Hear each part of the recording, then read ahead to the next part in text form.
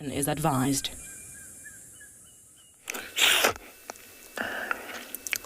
Greetings, and a very warm afternoon. Welcome to the Masai Mara of Kenya. We have a mating pair here, and this lion has 2 lionesses. Welcome aboard your very own Safari Live from the African wilderness.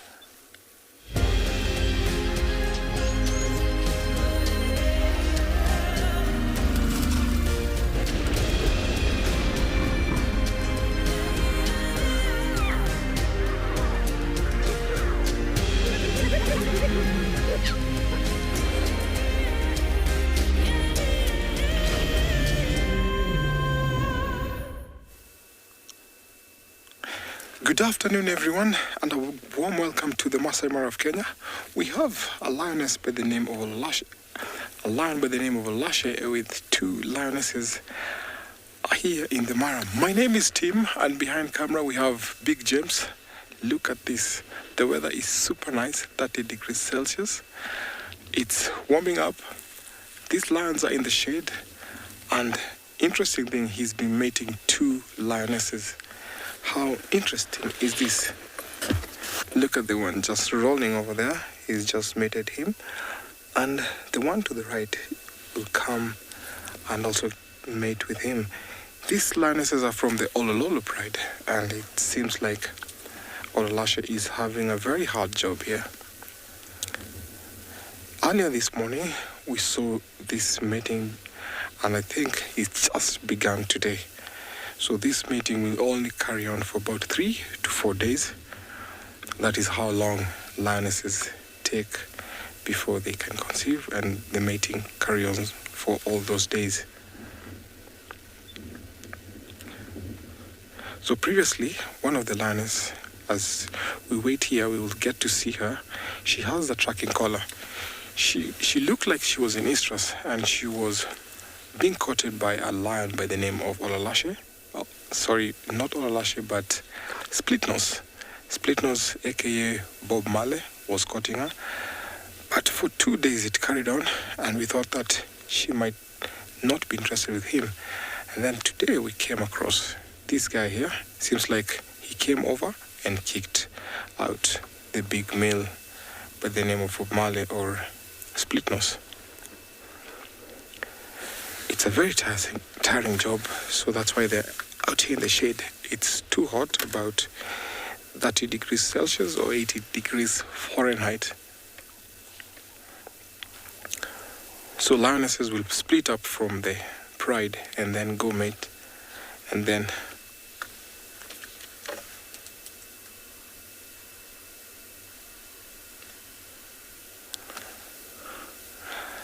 thank you for your question. Yes, a lion can mate with 2 lionesses or multiple lionesses from the same pride. As witnessed here, it's not unusual, but we don't often see a male mating with 2 lionesses.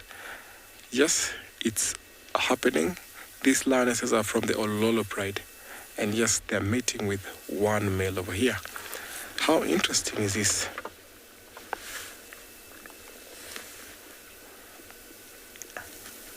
So lionesses come into estrus about every 2 years after they've successfully weaned their cubs. Or maybe if they're not successful, if maybe they lost their cubs to either being killed by another lion, they come into estrus after 3 to 4 weeks. But this Ololo pride is big, so they're happy that the young ones were raised into weaning, and we've seen some of the sub-adults from the Ololo pride. About a day or 2 ago, they managed to pull down a big buffalo. So that tells you that this pride is actually quite successful. The bigger the pride number, the more the success.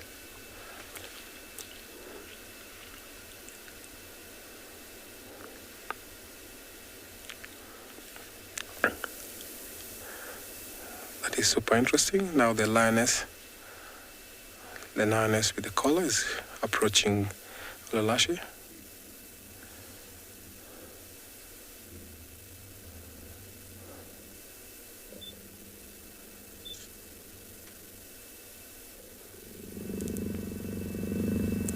So they have to mate a couple of times or multiple times.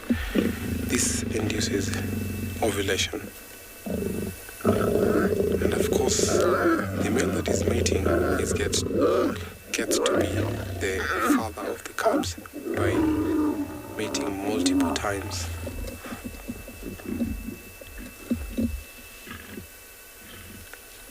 And he's going to rest. So this guy seems like he had a tough job. As soon as one finishes, then he rests a little bit and then the other one comes in. So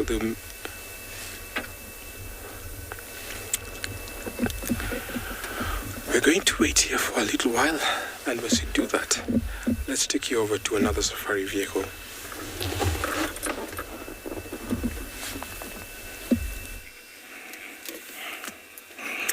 Jumbo everyone, a very good afternoon. Yes, we are here in the Masai Mara, and look what I just found. A very young cheetah, very shy, so I can't get really close to him or her. I haven't actually managed to really tell if it's a she or a he, but I hope I can get to do that before the end of the show. This is cheetah, an animal known to be found in short grassy plains of East Africa. Well spread all the way to Southern Africa. Jumbo everyone, my name is Isaac, and on camera I have Bungei. We are here in the plains of Mogoro area to show you what is happening. And our first animal to share with you this afternoon is the cheetah. It's somewhere there, Bungei. You will find it. There we go. Cheetahs are not very common in the Masai Mara nowadays, and the main reason is there is very long grass. When the grass gets shorter, we do get a higher population, but this has been the first one that I've seen in the last about 4 months. It is a jackpot for me. I'm very happy. Hope you know the same for you. Looks like he ate something. I would go with a he at the moment because he is panting. And when he walked from where I first saw him, he had a bit of blood below his chin. So maybe he had eaten something small. Cheetahs are very vulnerable, to all cats or to all predators, hyena, leopard, lion, and wild dogs. So they're always on the lookout, very careful, because they can get killed. This is the fastest land mammal, you know that. And they can catch top speeds of up to 70 miles an hour. These plains of the Masai Mara, look at that yawn, are perfect for that kind of pace because some places are very flat and they're able to accelerate to the top speed to bring down their favorite prey, the cheetah. I'm hoping that it's going to get up quite soon. At a distance, you can tell there is the annual buffet for all the predators, the wildebeest and the zebra. Of course, they're too big for him or her, but if it's a coalition of more than 5, they're able to bring down a wildebeest. He's very interested in a Land Cruiser that was passing, and that's why he put his head up.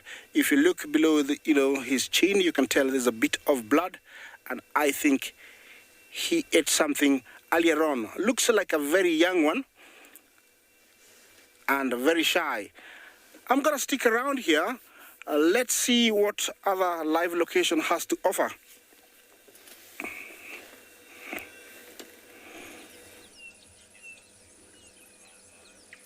Good afternoon, everyone. So glad to be with you. Here we have Ribbon having a bit of a spa day in one of the few remaining puddles after our rains the last couple of days. Well, it's still a gloomy day down here in Juma in the Sabi Sands, but it is warm. It's about 27 degrees Celsius, 81 degrees Fahrenheit. Still could be rainy. My name is Trishana, and I've got Mpo, not Smoo, but Mpo on camera with me.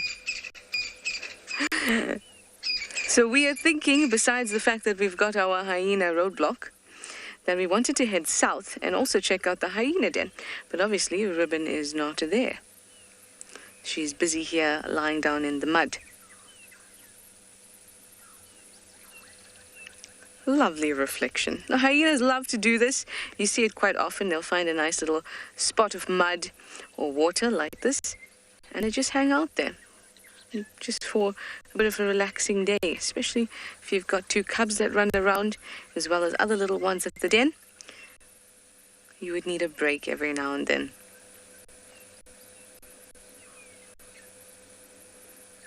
She has found a puddle that is smack bang in the middle of the road that goes from the center of Juma straight to the south.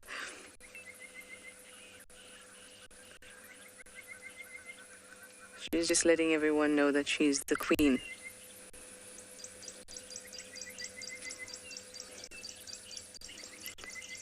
Got some Natal spurfowl trying their luck here.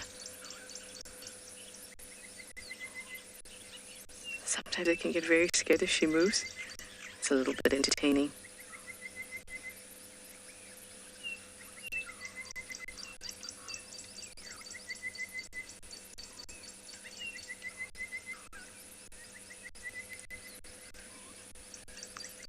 Are you gonna cross?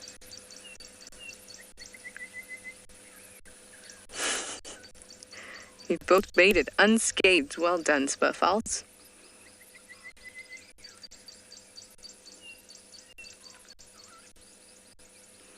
She's been flicking her tail up every now and then and getting some water on top of her back. Get her nice and cool.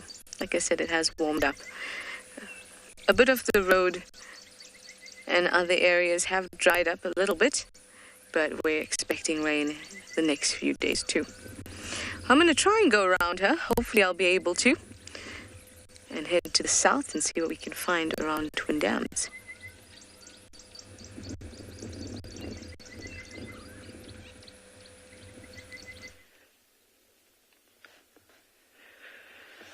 Dumela, Wamahwetri, Goeiemorgen, welkom.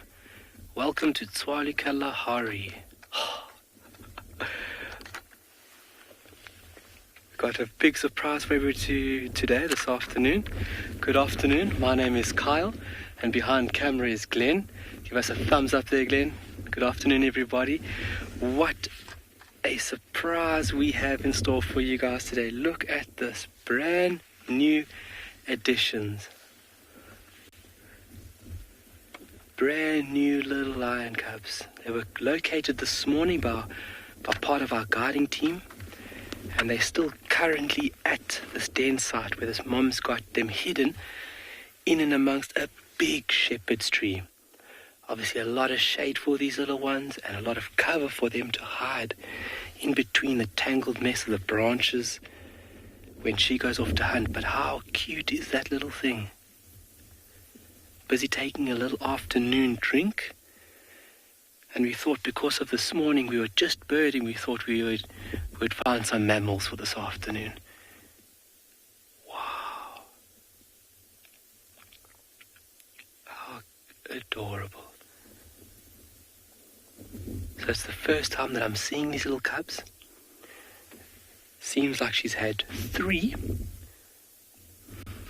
And you can see how hot she is, how she's panting. When we first got here, her mouth was open and she was just gasping for air. It's pretty warm today. As the days go on, we're getting hotter and hotter here.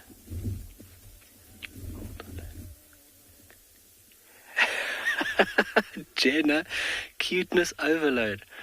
It is definitely a full dose of cuteness here, and it's just going to get better. I'm glad you're enjoying it, Jennifer. This for me is very special. Always seeing young, brand new additions into this complex ecosystem is such a privilege. You know, the birth of life. It's incredible. they're still wobbly on their feet. And they're actually fighting each other there to try and get to a mammary gland. How special. I can't believe that we have finally found these guys.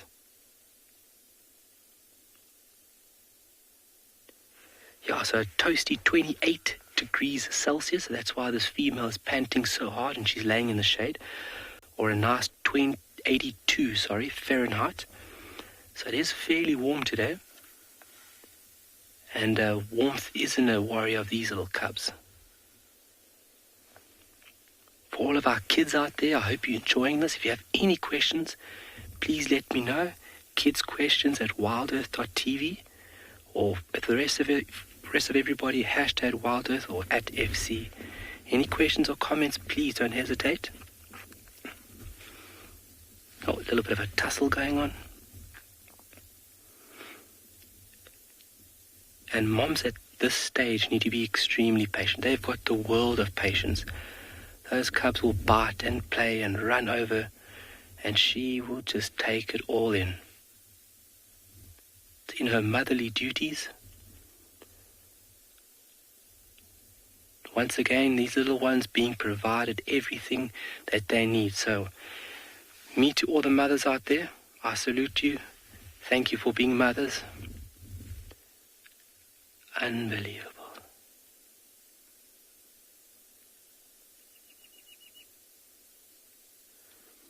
So she has found the perfect spot, and this is actually a den site that's been used multiple times by female members of this pride. It's perfect, lots of cover.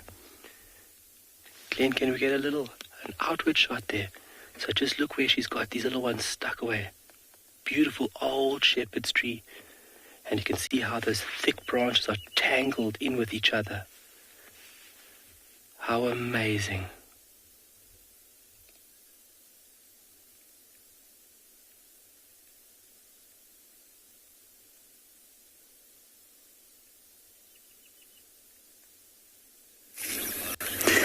Good afternoon and welcome to the Sunday afternoon bush walk. Yes, we are on foot again, which is marvellous. My name is James Hendry.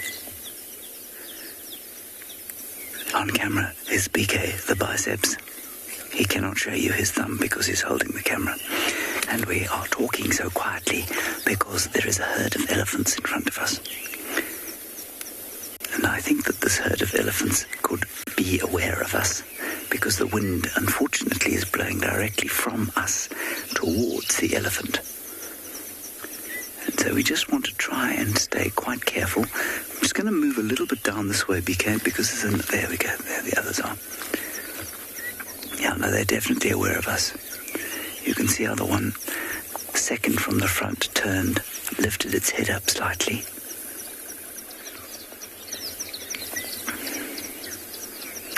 Perfectly safe because they're down through two little dips. But it's always a good idea to be very aware of which way the wind is blowing.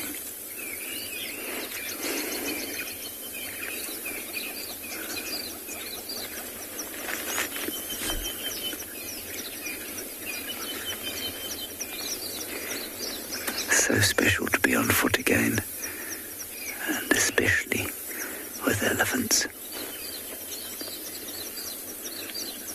Especially on a Sunday afternoon as well. It's the perfect time for a little stroll, especially as we've been off air for the last 2 drives on account of some technical glitches and the weather. And now it's a lovely warm afternoon, and you won't be able to hear it particularly well, but the birds are singing their heads off around us. And the starlings and some hornbills and various others. There's another big elephant coming through now. There are quite a few of them here. They're probably heading down to the water. Slowly. You see the other one?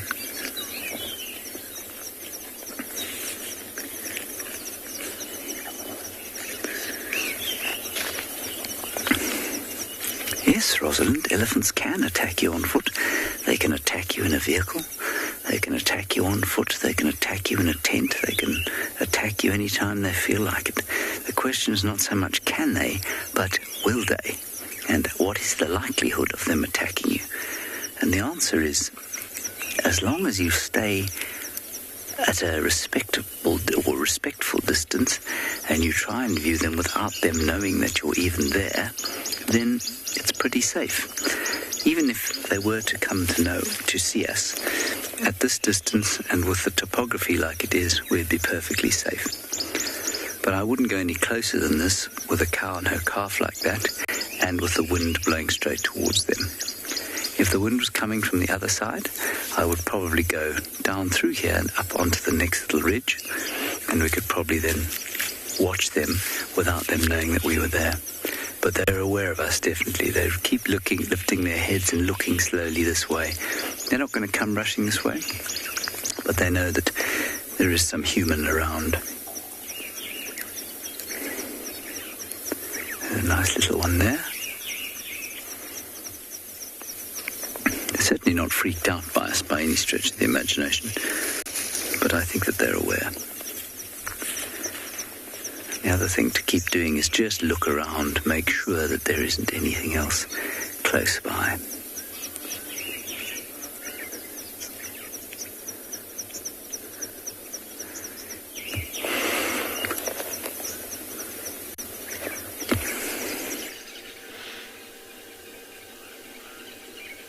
Well, when you've been at an all-you-can-eat buffet, this is what you feel like afterwards. Absolutely exhausted. So as you can see, that's Lagatha, the lioness. She is busy sleeping off a very full belly after a busy day. I'm Mike, and you've joined us at Eco Training Pridelands Conservancy with Seb behind the camera. And I must tell you something exciting happened earlier today. Lagatha, in all of her round-bellied glory, managed to kill another animal. So she is resting there in the shade of this marula tree that you can see behind here. And she managed to, some nyalas came nearby and she chased one down and managed to catch a nyala as well. And we can't see the carcass from where we are. But earlier on today we did see it, so it's pretty exciting. She's obviously doing incredibly well for herself. And that nyala must have literally stepped on her tail for her to be interested at all in trying to catch another animal when she's got such a full belly. But I'm sure all of you will agree that we're all so excited to see that she's doing that well. Being on her own, there's always the worry that something's going to happen to her, that she's not going to be successful, that she's not going to be able to look after herself. But she is doing phenomenally. I can't tell you how amazing. She's by far and away my favorite lioness I've ever encountered in the bush. Seb, what do you reckon? I agree. Even Seb says she's in absolutely huge respect for this lioness to be on her own and still managing to survive. And she's young. Speculation was that she was 1.5 years old. I think she's maybe 2 years old, somewhere around there, but she's definitely still very young.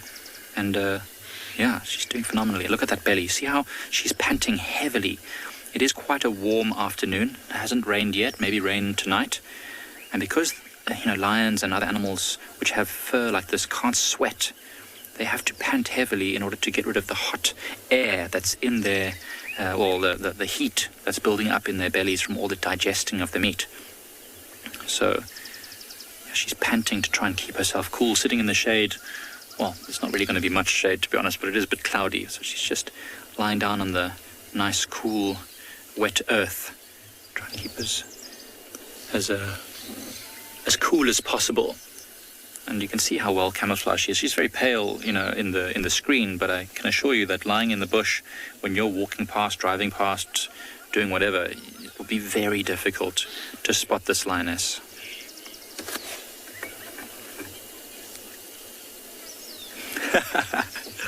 Chevy, that's an interesting way to look at it. Chevy said that they love the introvert lifestyle is working out for this lioness. Once upon a time I would have considered myself an introvert, so I totally can associate with this lioness, and she's doing phenomenally. It's working out for her in a big way. So each to their own, hey? Different strokes for different folks. So this lion, introvert lifestyle is working. I think she's going to, she's already a beautiful lioness, a young lioness. She's got that scar on her head there, which, helps us to identify, but also shows that she's a fighter. She's not going to give up anything without a fight. So I think she'll be around for many years to come, hopefully, and maybe even attract the attentions of some of the males in the area, and raise some youngsters, and maybe we're going to see the beginnings of a whole new pride in this area. Imagine that. The brand new Pridelands Pride, led by Lagatha the lioness.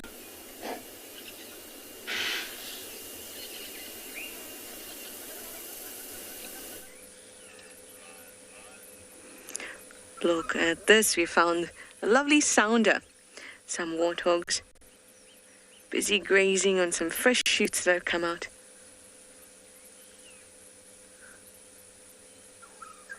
Looks like they had their hair done.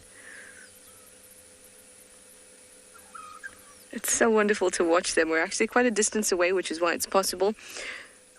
So often they just run away as soon as we approach. But it wasn't because of them that we stopped initially. It was because of our very lovely giraffe bull, who has been staring at us for the last 5 minutes.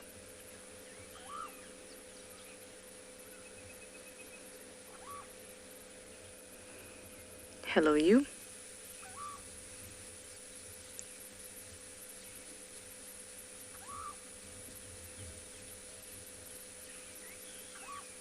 You can see it's got quite a large bony protrusion, an extra bony protrusion on its head. Let's just, oh, there it went. It's always nice to see giraffes bring up their cud for chewing, because it has to travel such a long way up the neck. So that bony protrusion, just extra calcium deposits that form on the males, and they look like extra horns, but they don't grow in the same way as an ossicone does. It's just extra calcium that gets deposited on the head. But what that does, and why males have carried it on, or why it has been persistent, is that it adds weight to the head. And that's very useful when sparring or necking, any type of dominance display. It's very useful to have a heavy head, because that's their weapon.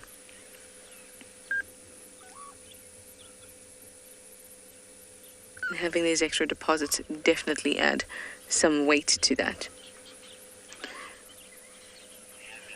Looks like he's hiding.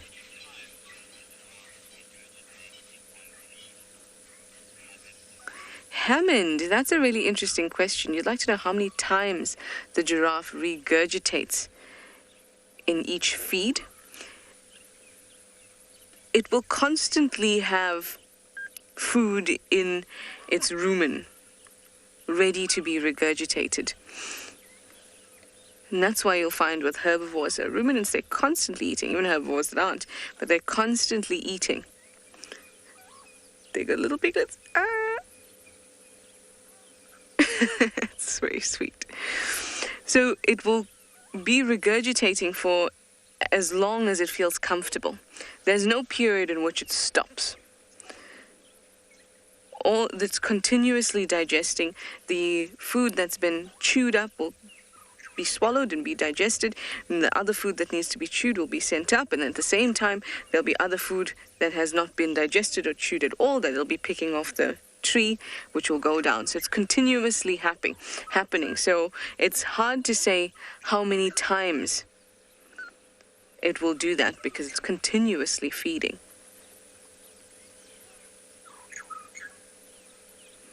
But they'll tend not to ruminate when they're walking or when they're moving too much.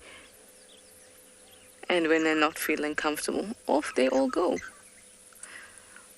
So mostly they'd like to, with all herbivores, when they're ruminating, they'd prefer to be relaxed and sitting down or standing up, but as long as they're relaxed, because they don't want to be in a compromising position. All right, we're going to go check out the edges of the dam and see if there's any nice birds for us.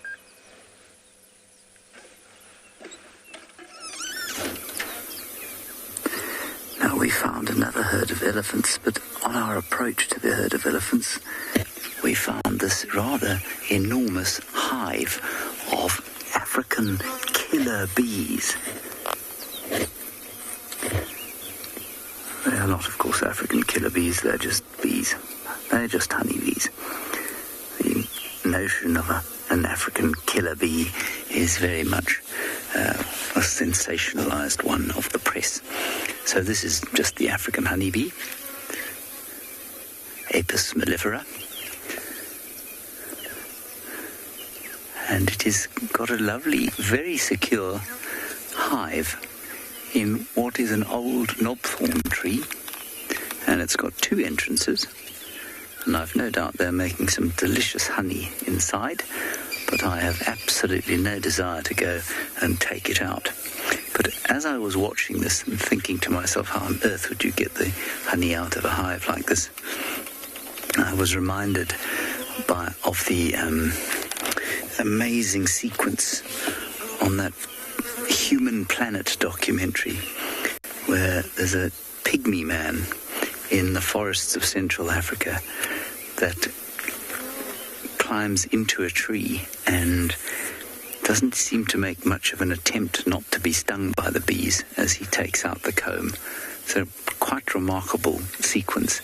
You see him climbing up the tree and then smoking the bees out and eventually getting the honey. Remarkable feat of bravery and stoicism. There are lots and lots of elephants around. The herd that we were following has got wind of us and moved off slowly.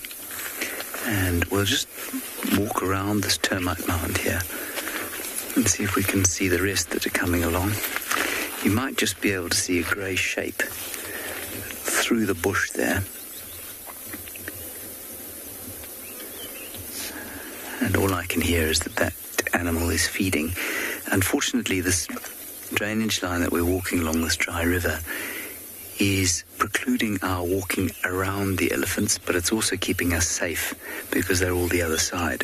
And so what's happened is that they are definitely aware of a human presence on this side, but they don't seem to be in any state of panic, which is good because we're still a good distance from them. Right, I'll just quickly show you how I can tell which way the wind's blowing, just to reassure those that might think that I'm ill-prepared for this walk. Here you can see that I have an old sock with some ash in it. This is a very modern version of the ash bag. People used to have to use a buffalo. Well, you get the idea. Off you go to your next feed.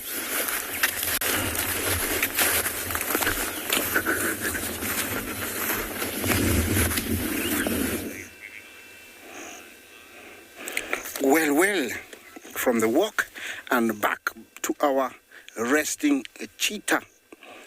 He hasn't done very much since last time that we shared him with you, apart from looking at the vehicle and cleaning himself, getting rid of all the evidence that he had eaten.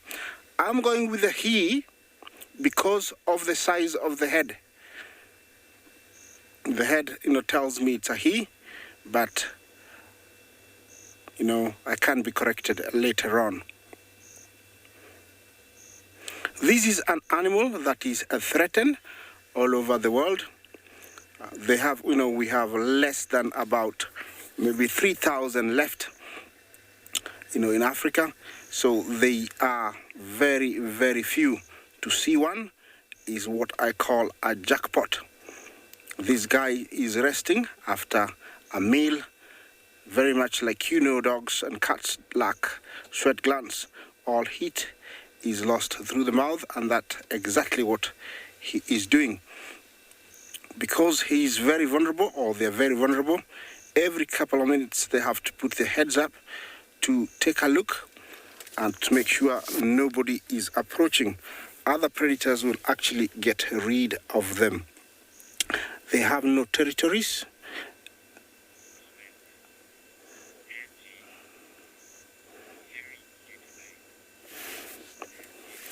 Angie Jambo, thank you for your comment. You say it's a very cute face.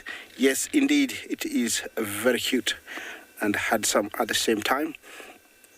These guys have got what we call a home range, and a home range can be up to around 300 square kilometers.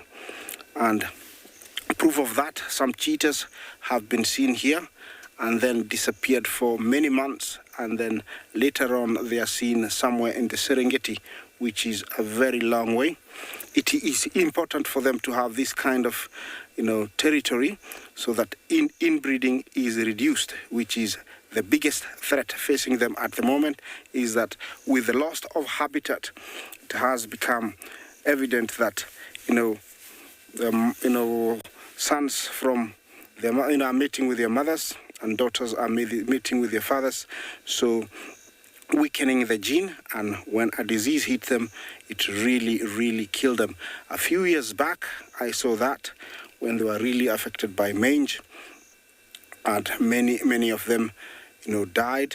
They lost a lot of hair on their heads, and so the sun really gave them trouble. Most of them died of dehydration and pain. But that was treated and they're back to normal. Their numbers are increasing, not at the pace that I would like, but conservationists are fighting to help this animal make a comeback. That is the side profile of a cheetah. A very small mouth, unlike the leopard and the lion, and that's why they go only for small prey, like Thompson's gazelle and impala. This is an animal built for speed. I wish it would get up, or it will get up, so we can share this body profile with you. A very long tail, you've been seeing it. Very helpful for swatting flies, at the same time helping in counterbalancing when they're chasing prey. Remember to talk to us, #WildEarth, #WildEarth. Questions and comments are very welcome. Their favorite prey actually is Thompson's gazelle, and they're very plentiful here in the Mara. If that is not present, they go for Grant's gazelle, impala, young waterbacks, bushbacks. Yeah, all those they can go for. Dick. They have been known also, if they are in a coalition, or mother with a few cubs can go for young wildebeest. He will be getting up, but I don't know when. I'm hoping that it can get up so we can see all the side profile.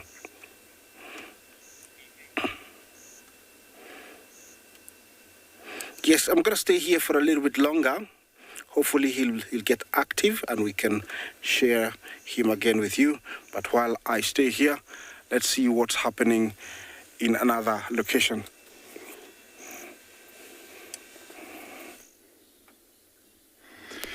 Good afternoon, everybody, and a very warm welcome to Anbion Ngala. It's a very exciting day because we've got some sunshine, and this bird of prey is out and enjoying the sun as much as it can. And so this one is a Wahlberg eagle, but my name is Eric, and behind camera is Owen, and we've actually got the Timavati River directly behind us. We quickly came to have a look because there was a female leopard with 2 cubs that was seen this morning. We went and we had a very close look around where they had a bushbuck carcass, but it seems like the bushbuck carcass has fallen on the ground and probably stolen by hyenas, which means that the leopards have moved off. And we sat and waited for at least 25 minutes or so with no sign of them. And so we thought it's probably better for us to move on and try a slightly different area. So we might be moving towards an area where we were yesterday. And if we're very extremely lucky, we might be able to catch up with those wild dogs we had so nicely last night. And very exciting times. I was mentioning how it's just such a beautiful time of year, and one of the things that I really enjoy is, I think there was something that took off from the tree to the right of the vehicle and a big branch fell down. But anyways, the migratory birds that are starting to come back, and I'm sure this is a bird that we've been seeing quite regularly on WildEarth in the last couple of weeks. The Wahlberg's eagle have finally arrived. And we're in quite a cool spot because we've got one clear sign of summer on our left-hand side. And if Owen wouldn't mind panning off to the right-hand side, we've got another beautiful specimen of summer, which is this scotia, or the weeping boordbean. And it's in flower at the moment. And this is probably within, the last couple of years of my guiding career, it's probably the best season for these scotias. And they're just so beautiful because the contrasting greens and the reds stand out from a mile away. And I've never noticed how many scotias we've seen. And so we're going to leave this beautiful tree and bird, and hopefully we'll be able to find you some wild dogs this afternoon.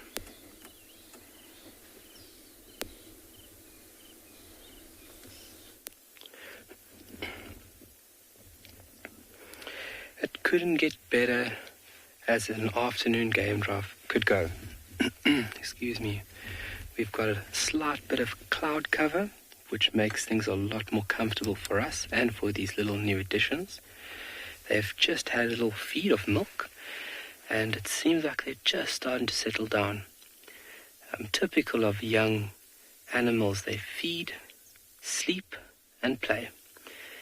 That would be the POA for these little guys for the next couple of weeks. We can give a ballpark figure about 6 weeks is the age of these little ones, and it's been confirmed that there's only 3, but that is perfect. It's normal litter size for a female, and she would have been pregnant for anywhere between 100 and 120 days. And at birth, these little cubs would have been about 1.5 kilograms. So around about the same weight that I had the other day with the ostrich egg. Tiny. But moving around, it's about this mark, and you can see very vigilant on our presence. And it's nice that mom is relaxed, because young cubs normally adopt the mother or the parent's behavior. And when we came in here, mom didn't even move a muscle. She's very relaxed with cars or with game viewers. And these little cubs will actually learn the behavior of mom. So if mom is relaxed, so will these little ones.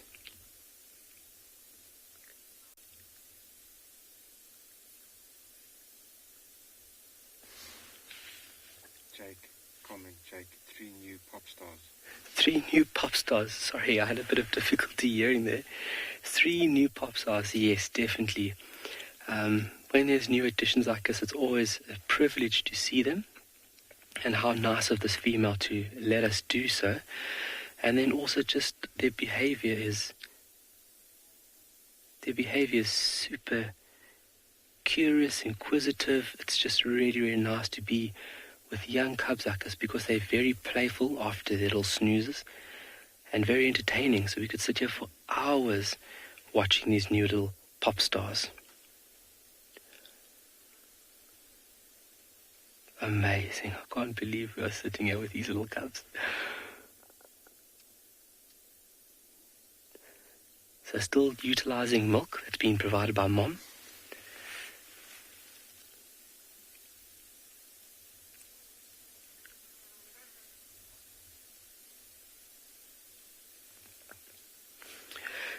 Darty, is this her first litter of cubs?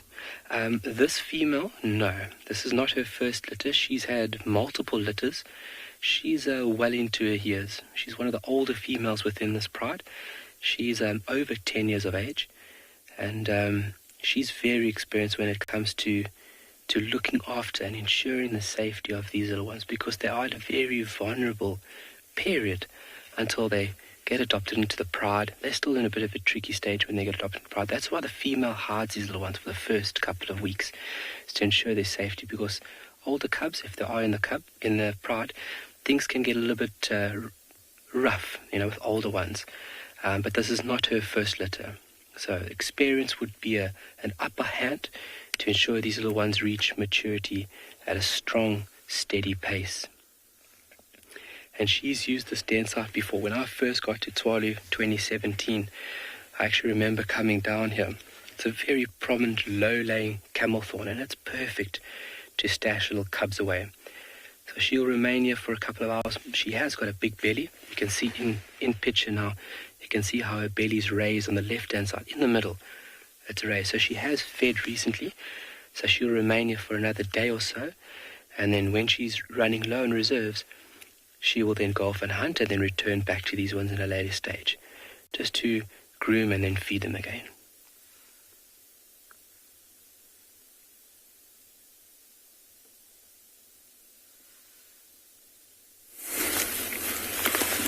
We were trying to avoid yet another herd of elephants when we came up onto this termite mound in order to see where they were, and BK spotted this blister beetle. Now, I don't know how many of you have had the experience of a blister beetle before in your lives. They are visually very appealing, but they are sensually, in other words, tactilely very unappealing. They exude a nasty toxin which contains cantharidin. Well, some of them do, and don't all have cantharidin, but some of them. And that blisters the skin. It creates this awful itching sensation, which then blisters, and you find bits of your skin coming off in sort of oozing flakes, if you like, sheets. Somewhere between flakes and sheets. Anyway, this particular chap is harmlessly sitting on the end of a grass stalk, so we shall leave him be. But they're quite attractive colours, and those attractive colours, as many of you will know as well, are forewarning. Aposomatic coloration.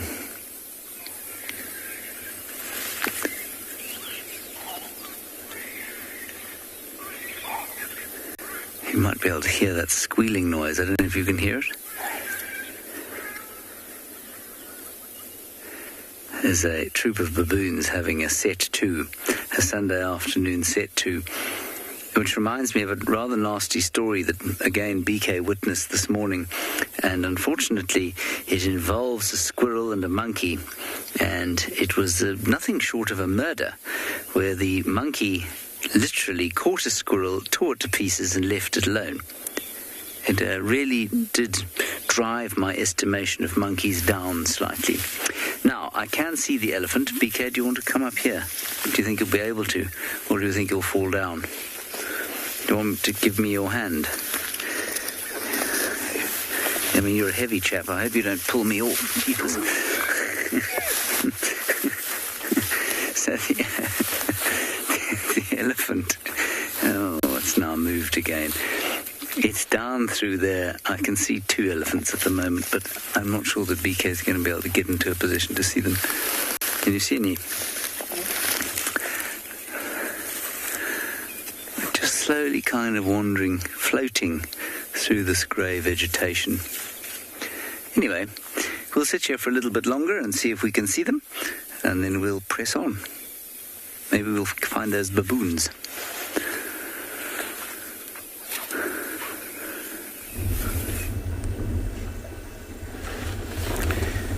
Now, from the elephants here, we come across the small bulls accompanying themselves with a very big bull.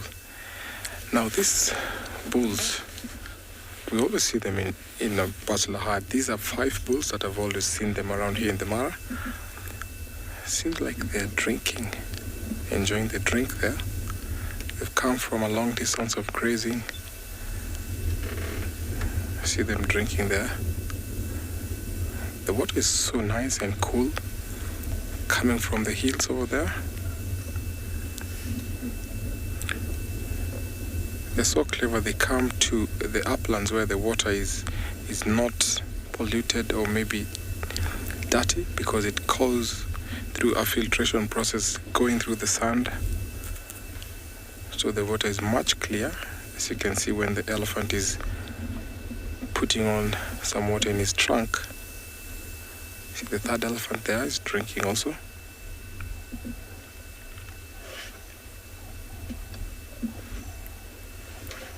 Now, juvenile bulls will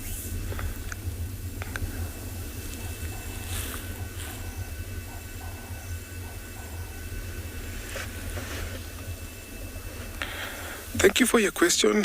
The elephant favorite food here is actually mixed up.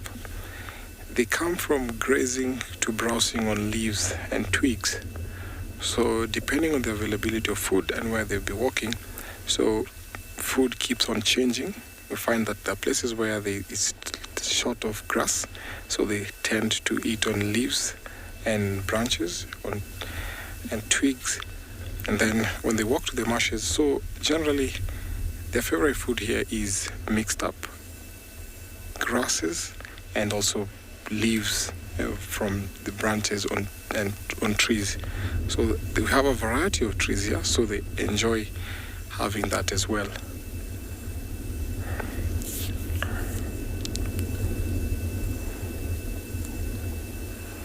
When an elephant is thirsty, at one go they can drink up to 170 liters of water. But because there's so much water here, so the water is not scarce,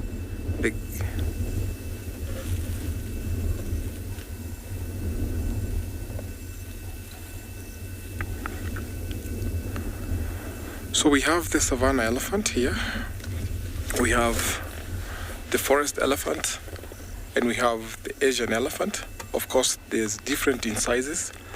So both the bush elephant and savanna elephants all possess tusks. The Asian elephant, the females don't have tusks. So I would say it's about 3 that we have. But in Africa, we have only 2.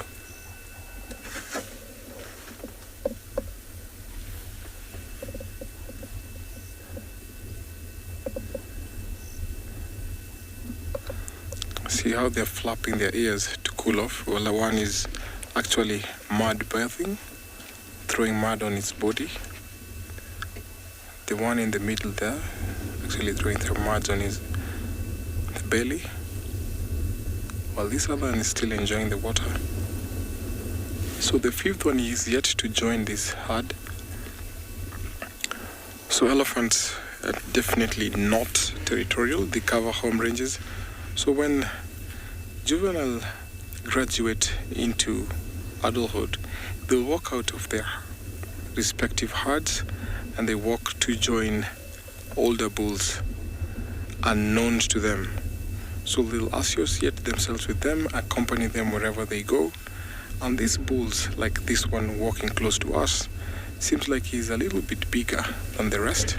Seems like he's the one that has been training these younger bulls to be well adapted to life. And you don't know how far they've gone to. Sometimes they cross into farmlands, sometimes they go into conservation area.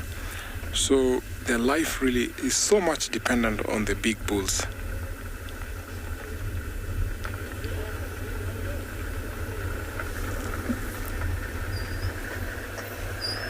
See, it's super green there, and they're enjoying the grass there. So lush because there's lots of water here, so making the grass more greener, softer, and even sweet.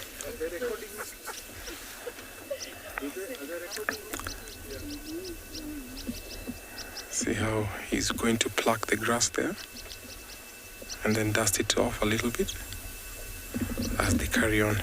So when they move and walk along these home ranges, they come across elephant herds, and sometimes the elephants who come into estrus, and they get an opportunity to mate with them.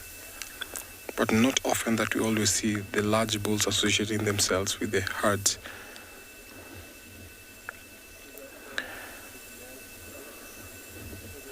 So because of the bond, and because elephants don't forget, sometimes they return back to their maternal herds, and once in a while they will mingle and interact, and then they walk off to their respective bachelor herds. So in the elephant association in the herds, the females never leave their natal groups. They hang around together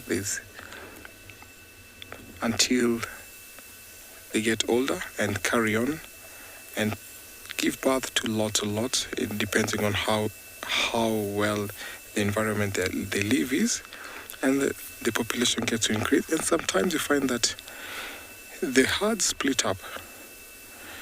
An interesting thing is when the herds split up, the blood relatives will choose to hang around with themselves. So related brother and sister will hang around one group, as the cousins will split up to walk to their respective mothers and blood relatives as they carry on to their respective herds, which is super interesting to learn about elephants association and elephant behavior.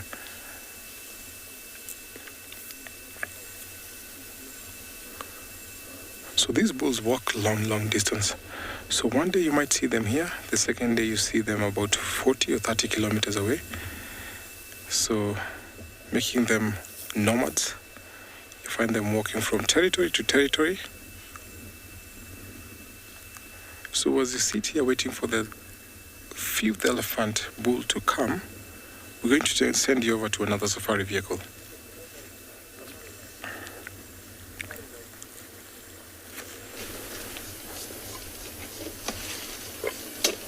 So we've also got a bull over here at Pride Lands. We're just coming through a little drainage line on the western end of Leopard Dam, and we gave this young bull a little bit of a fright, and he sort of stood tall a bit, and he started, he flapped his ears a bit, but he's calming down now, as you can see. His eyes are soft, and he's just feeding on some sticks. Oh, that's the stick that he's feeding on. He's just showing us. It's a very good-looking stick. I'm not going to lie, if I was an elephant, that's exactly the stick I would have chosen. And it actually looks like they've pushed over a tree over here, just maybe a little bit before. Hey there, big guy. As you can see, we're a little bit lower than him, so he's sort of standing tall above us, just investigating what's this all about. Oh, bless you. He is a young bull, so they often do show off their skill. No, don't touch. No touching. So it looks like they just pushed over a knob thorn a bit earlier. Sorry, I know my head was in the way there a bit. I just have to, whenever you're with elephants, you kind of have to put safety first. And I don't want to start the car and move around because we are quite close to them. We did surprise them a bit. So we're just going to sit here quietly. I mean, as you can see, this elephant can hear us with those big ears. And of course, at this distance, very good eyesight. They can see us quite clearly. And of course, smell us too. There's a bit of a breeze in the air blowing from us to him. So just going to sit here nice and quietly, and you can hear the calm sound of my voice, and it sort of gives them an indication that we don't mean any harm. I think there's a whole bunch of bulls here, as you might be able to hear a few branches cracking in the distance. So they're pushed over. You can see on his nose there, on the trunk, just between the tusks, you can see a bit of what looks like maybe the bark or bits of whatever from when he pushed over this tree. It looks like it was a knob thorn, which is quite interesting because knob thorns have this very sharp, knobbly defense against elephants pushing them over.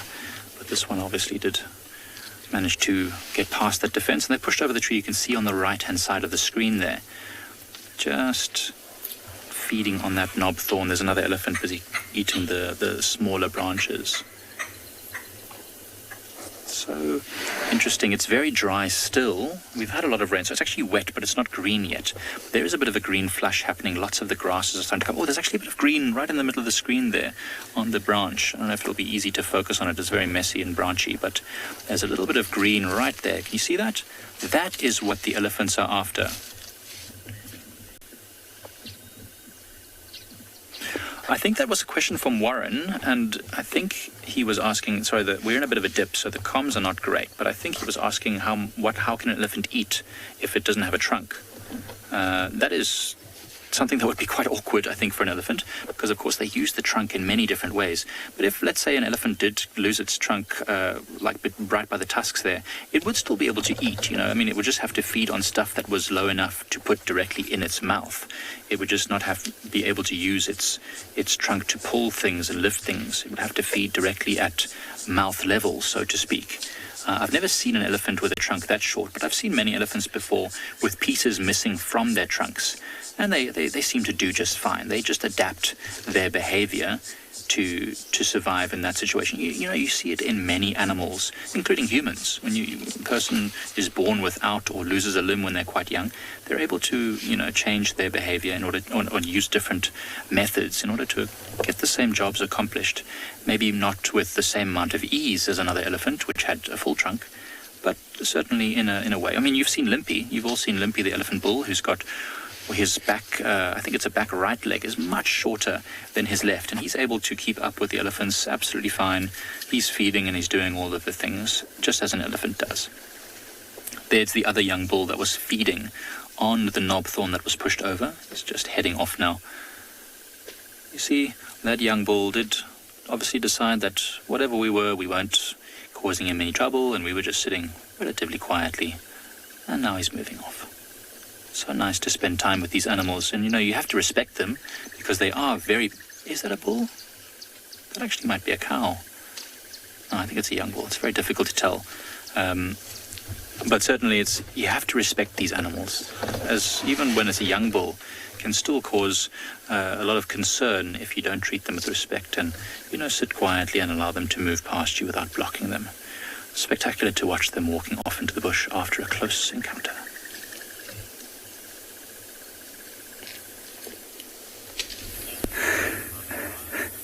Okay, the elephants are moving off now. We just kind of happened upon yet another herd, so what I'm going to suggest we do is walk down here. We're going to go towards another termite mound because we don't want to get any closer, but we need a bit of elevation if we're going to get a decent view. So rather than get closer to them, we're just going to climb up a mound. The wind is very swirly today, which makes life a little tricky. But the bush is relatively open because at this time of the year it's at its most open, although it's going to thicken up quite a lot after this last rain. It does mean that you can see them at quite a distance. March up this hill. Easy for me, extremely difficult for BK. Sorry to you, BK. Sorry for you. There we go. He's young and strong, you see. And there they go. Into the invisible bush. You see them there?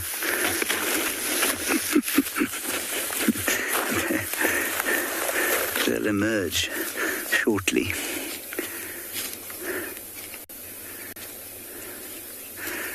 What a great view. I can see about a square centimetre of elephant skin. Oh, there we go, 3 centimetres.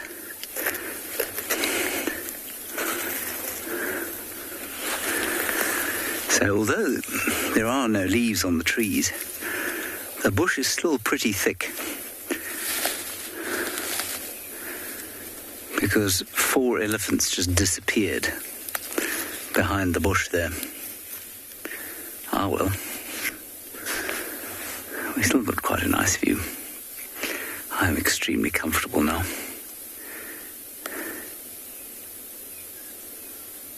You still see them, BK? Not anymore. Not anymore. They've disappeared. All right, well, from this position, I'll tell you what we will show you, other than the elephants. If we look over towards the northwest there, what you can see is the clearings outside camp, which are most unromantically named quarantine clearings. But until 3 or 4 days ago, they were grey-brown. They are now very bright green. Indeed, they look like a golf course.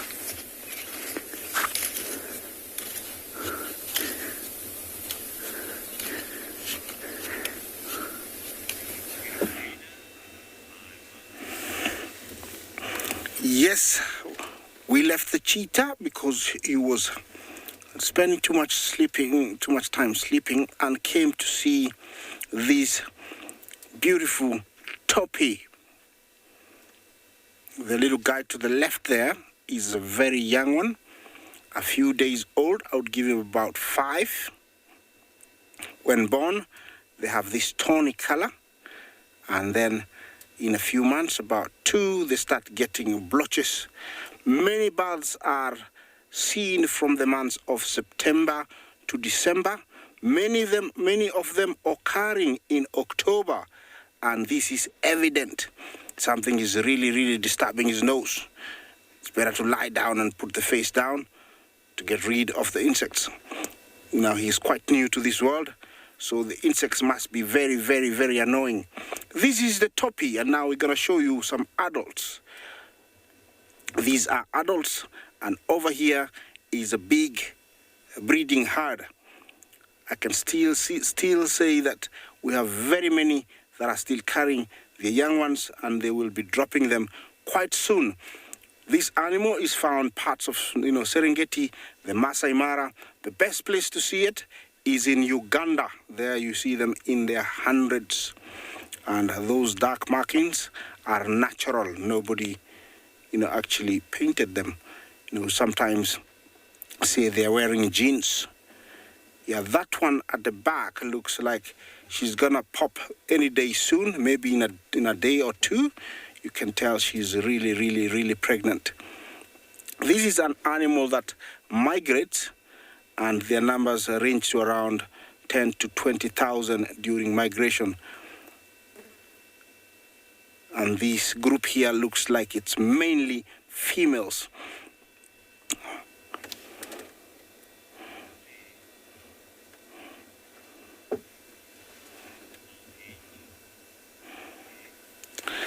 Clay Jumbo, you want to know if it is possible for toppies to die of old age? Of course, yes. They do, die. There's no evidence of toppy, but I have seen animals that have died of old age. So I don't see why any animal cannot die of old age. It can be lucky to be able to age in a place where there is few predators. Of course, there is places in Africa where there's very few predators, and they might, be able to survive to the old age of about 12 to 15. So it is very possible. Over here, they seems to be getting restless, and most of them are getting up, and I think it's because the sun has been covered by a nice cloud, and it's cool now, and it's a nice temperature to just wake up and enjoy this beautiful nutritious grass. It's nice head. That one is gonna go and drink. Yeah, mommy, I want to drink. Yeah.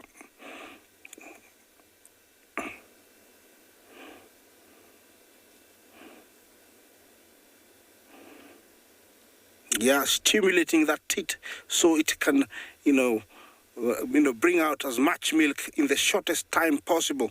This is the highly nutritious fast milk that most young ones need, because it's full of vitamins that are necessary, to create a healthy, body immune system. Mommy doesn't want that anymore. Maybe it was too hard on her. Is that another one drinking? Yes. Looks like the young ones are very lucky, have decided to drink because their moms have been lying down, and now it's time to have a drink. Yeah, these are lots and lots of young ones. Here I don't see any males, but they are very prevalent every now and then. He's listening to me, this little cute little guy. And when you see males, usually they're in big herds.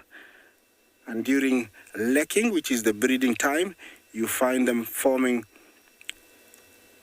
Oh, that's too hard.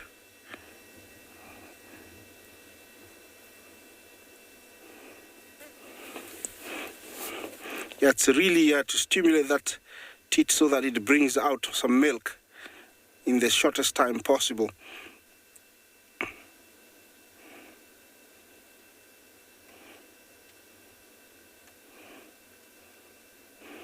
Must be really, really delicious, tasty for them to be. You can see that one has got an umbilical cord, so it's only about 3 days old. You can see in between the legs. It's a few days old, I would say maybe 4 days old. Very, very young. These animals are usually on their legs as soon as they are dropped, because the sooner you are on your legs, the higher the success rate of surviving. So you need to be on your feet as soon as possible. And within half an hour to an hour, they're able to catch up with their moms and actually outrun most predators. At the moment, they are quite safe because their mothers are here. They would detect danger and lead them away, but they also can catch up in case of that ambush that is not picked by the adults. Looks that is a male there, I would say, putting his head up, typical of a ratting male. I don't know why he's doing that. He's a young male.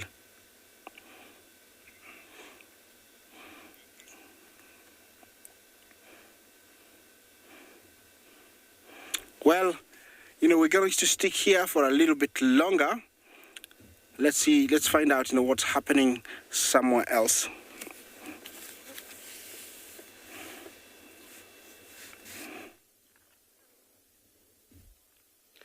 It's amazing how young animals have just this internal instinct on knowing what to do. It's amazing. Being a young calf in a fairly competitive and very, very turmoil environment, you know that you need to be quick on your toes. Same as these ones. If Mom had to leave here right now, these little cubs would not move a muscle. They would go into the thicker part of this undergrowth and they will not move. Just the natural instincts of animals is just something that fascinates me. Truly remarkable. She won't even need to say anything. They just know that I need to stay here. So they've taken a little bit of a snooze. So as you can see from the activity, a little bit of stalking going on. So being multiple siblings or multiple cubs within a litter, it's very, very important that these ones have a partner or have a sibling to play with. Play is very important for these little ones. It ensures they're developing, they're going through the proper life skills that they need in order to be successful lions one day. It's very hard to be a lion. You've got to fight your way through. So if you want to survive, you've got to be tough and strong. Oh, it looks like they're giving Mommy love. Oh, little kitty cuddles. Ooh, biting the ball.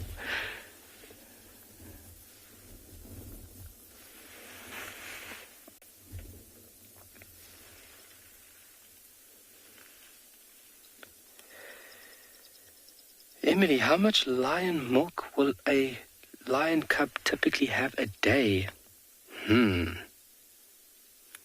I would say maybe on average 500 mils to maybe about a liter. That's a very good question. Second question, again, today, nice. Emily, thank you for that question. That's an intriguing one. Same as Luke. Luke asked a question this morning. Oh, no, it was Liam, sorry. I hope Liam's watching. Hello, Liam. Asked me a question this morning about that pearl-spotted owlet's lifespan. So I was in the right ballpark, 5 to 10 years. It's between 5 and 7, but 5 to 10 is a rough estimate. But for these little cubs, on amount of milk they drink per day, I would say under a liter a day. I mean, they can really have big, big bellies. When a lion cub goes at it, I mean, their bellies can be distended. At this point, they are still drinking milk. They'll be weaned at about 6 to 9 months. Oh, and look at Mom, just there to provide all the time. If these little cubs weren't here, we could just look at those nipples and we could know that she has got cubs somewhere. From the dark staining around the nipple itself, and then also how prominent the nipples are on her tummy. And then also she'll have like this, a bit of weight. Looks like a little bit of extra fat. That's actually where the mammary glands are holding the milk. So it's very easy to tell if a lioness has got cubs stashed away somewhere. Oh my word. Incredible. And believe it or not, even at this age, they can be quite aggressive with one another. Snarling, pawing.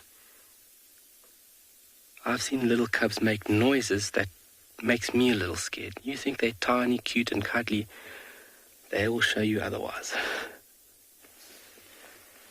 So Emily, when I do get onto a more solid base with that on how much milk a lion cub would drink per day, I will be sure to let you know. But that ballpark figure, tummy feels good about that. So Mom will remain hidden with these little ones. And then when she feels that they have got the ability to start moving around, she will then introduce them to the pride. And that's when she feels that they're strong enough and they're capable enough to keep up and, hold their own, so to say. But a really amazing sight that we have here right now.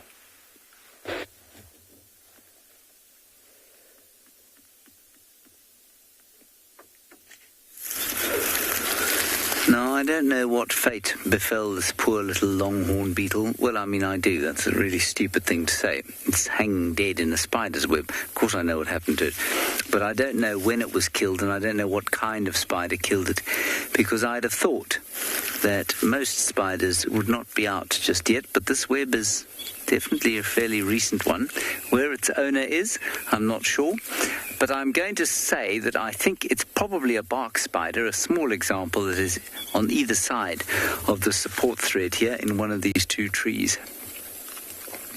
Anyway, what the spider has done for us is it's not dead. It's still alive. Now, this really does tear at the heartstrings, because I overwhelmingly want to free the thing, except half its guts have come out of its backside, and I don't know. It's all just rather sad.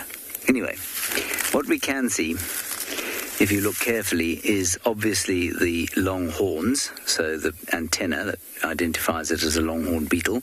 You can see it is a beetle from the fact that it has got two sets of wings, and the first set, the elytra, are not actually used for flying. They're used as a protective covering. There, you can see it's covered the wings, and they're like armor. So it opens those out and then uses the rear wings to fly with. In this case, not so much anymore.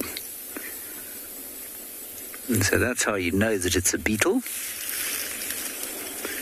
And sometimes on other beetles, you'll find that the elytra are fused, and they can't fly, on something like some of the ground beetles, the tinebryonic beetles.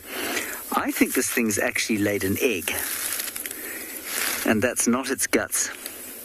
Let's just watch for a second. I find this very difficult. I don't know about you, but I suspect it exhausted itself.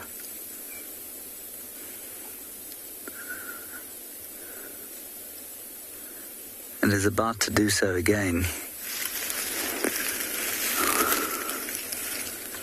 Come on, that's it. Sit up. Sit up. No. It really has got itself into a rather nasty position. It'll make a meal, though, won't it, for the spider, if the spider comes back. Yeah, hell of a waste if the spider doesn't come back. See if I can see a spider anywhere that might come back.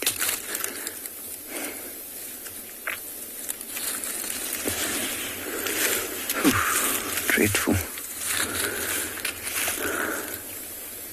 Imagine lying there, stuck in the web like this, thinking to yourself, well, sooner or later, some beastly little arachnid's going to come climbing along the support strand here, sink its fangs into me, and slowly my insides are going to be digested, and then it'll drink them out like some sort of visceral milkshake.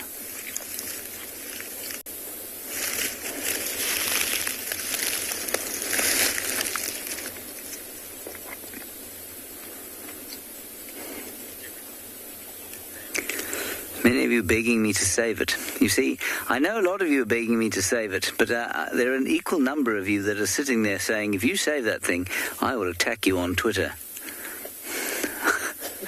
I will rain fire and brimstone down upon thine head if you if you release this beetle.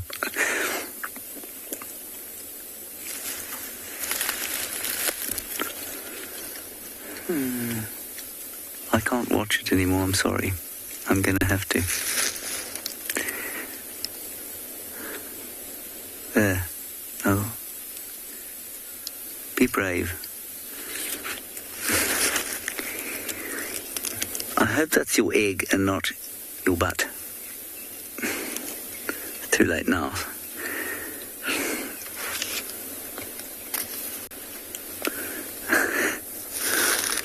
Look, looks much happier now. Or she.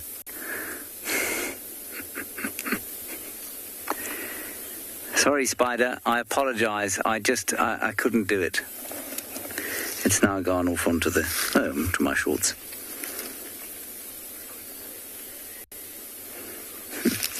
Many of you saying yay. Well, I'm glad you are. The spider's not, and nor is the spider club of the universe, if there is such a thing. Okay, let's put him back on the tree, and then we'll carry on. Here you are. Good luck. Stay away from that thing, because really I don't think it's a good idea for you to be near it. And I hope that's not your intestines, but an egg.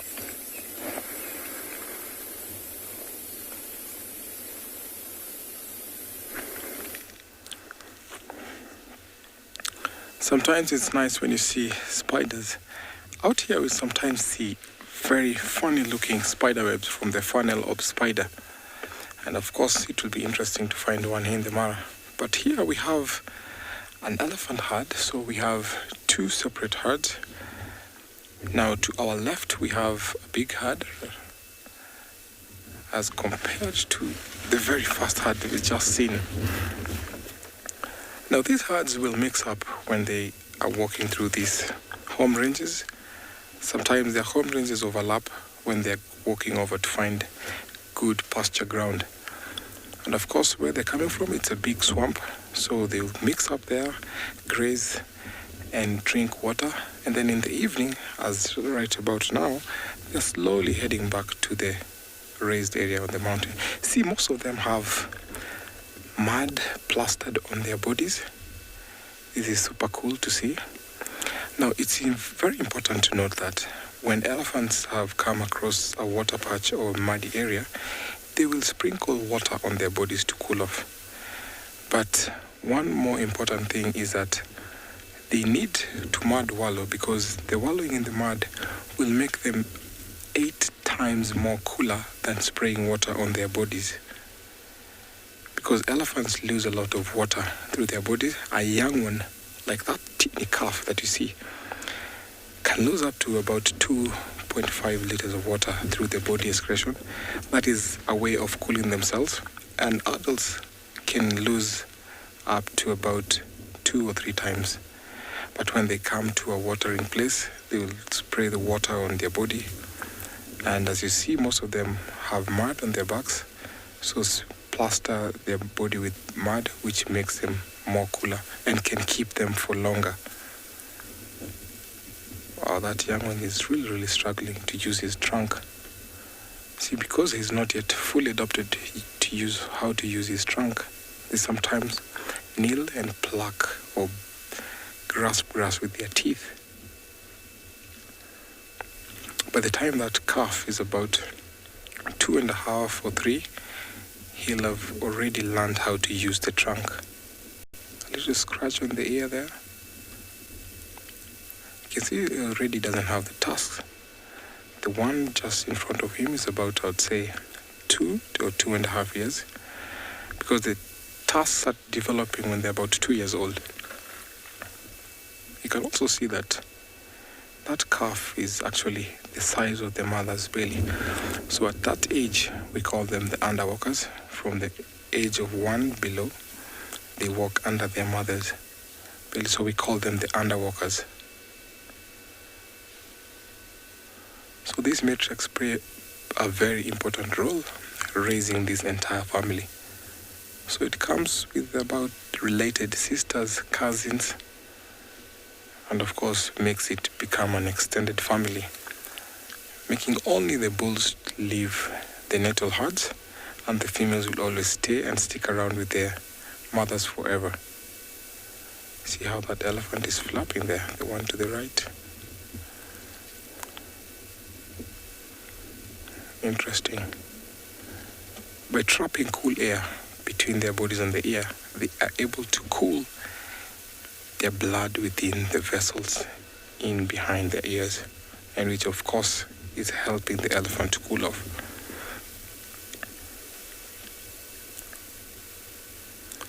These young ones learned from watching the adults how they eat, how they drink, and through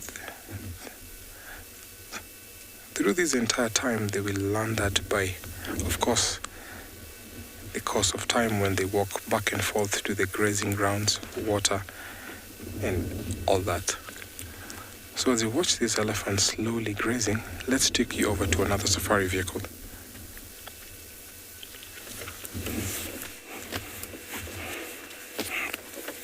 Well, yeah, from the elephants to lion, and I have come across this beautiful, very big and well matured male lion, full of flies, because the flies can actually pick up the smell and feed on the blood that is on their hairs.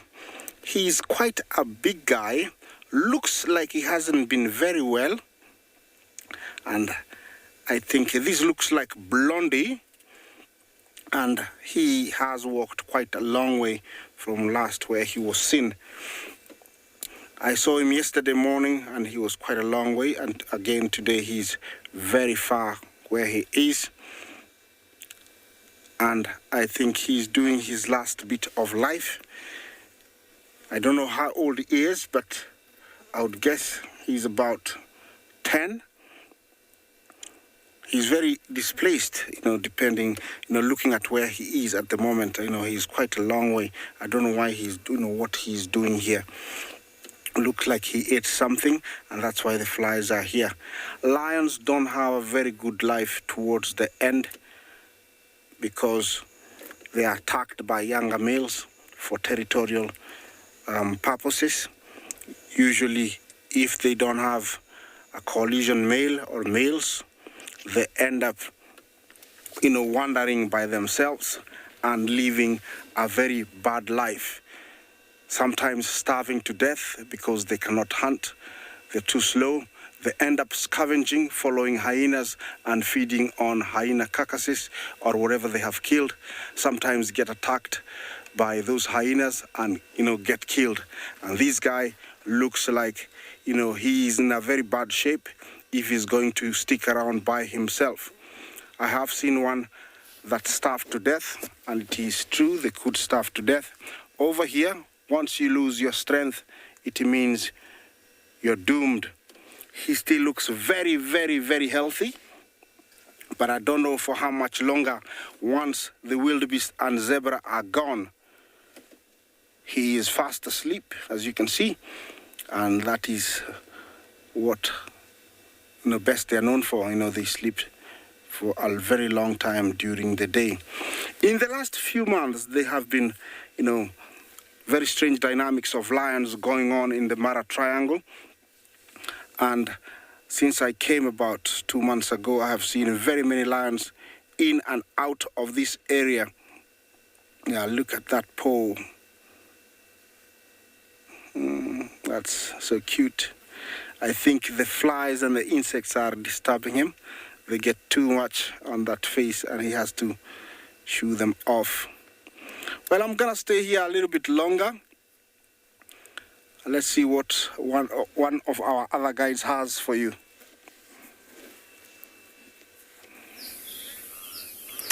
Here we have got my very first dung beetle of the season. And it is a fairly subdued dung beetle. I don't know why it's quite so subdued, but it's good for filming. And this particular dung beetle, as far as I'm aware, is flightless. And if you look carefully on its back, you can see a line down its back there where the elytra, that, like I pointed out on the longhorn beetle, have fused. So they're fused together. There's a leopard calling. That's exciting. Quite far away, but there's a leopard calling just down over there. We'll see if we can find it after we've finished with our dung beetling. Anyway, the elytra are fused, forming this really nice hard carapace on the back, which means that the dung beetle is protected from predators. It wasn't, in fact, on any dung. But all around us, apart from the leopard that's calling, there are elephants calling. And it sounds a little bit like you're surrounded by helicopters, because from all directions you hear...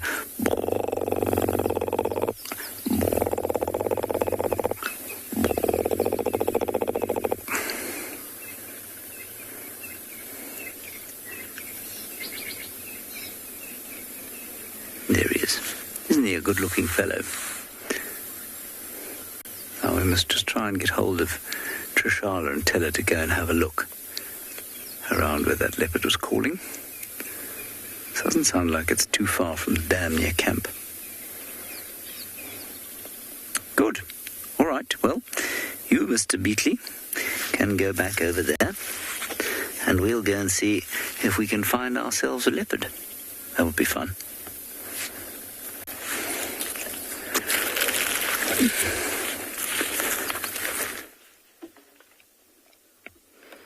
All right, back to feeding and playing.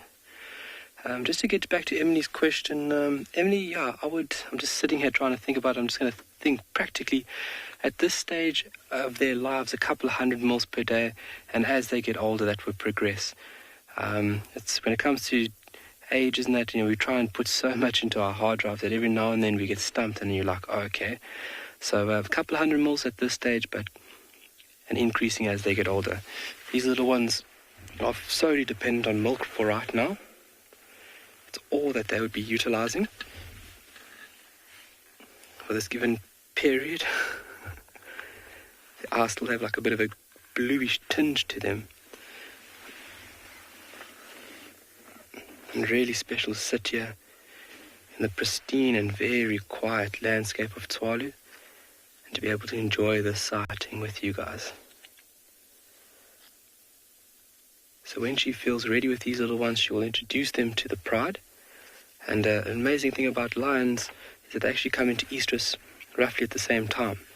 So that if you do have other cubs within the pride, multiple females can suckle all the cubs. That's what they refer to as allo-suckling. And that's a very efficient system where you have a creche system. So if you want to go off and hunt and do your thing, one of your sisters or one of your nieces then can look after the cubs within the pride.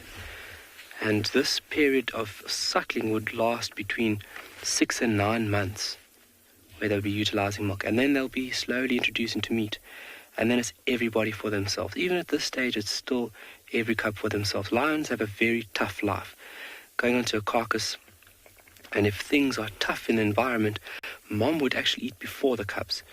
The cubs would have to work their way in there, and hopefully, in the mix of things, they get a piece here and there.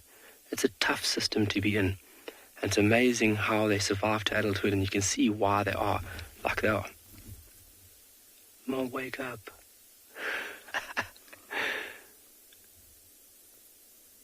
But really special. And she has just got every ounce of patience with these little ones. Oh, yes, thank you, Mom. That's what we want. Because then we can see all the action.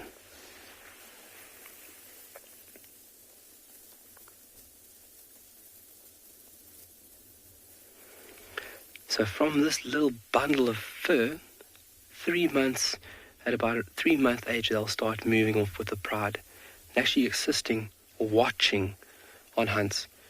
Lions have to learn everything by observation. They're not taught. Unlike leopards and cheetah, and the parental care and the technique to develop your hunting skills is honed in and stimulated by the female. With lions, everything is via observation. So having multiple cubs like this here, they are already honing these skills. Look at those little claws coming out on Mom's tummy there. Glenn, can you just get in a little bit on that lion's paws? Look at those little claws. One day those will be very efficient tools to hold down and lock onto prey. Now it's just all about the technique and how to actually use these little claws. Look how she's moving up and down.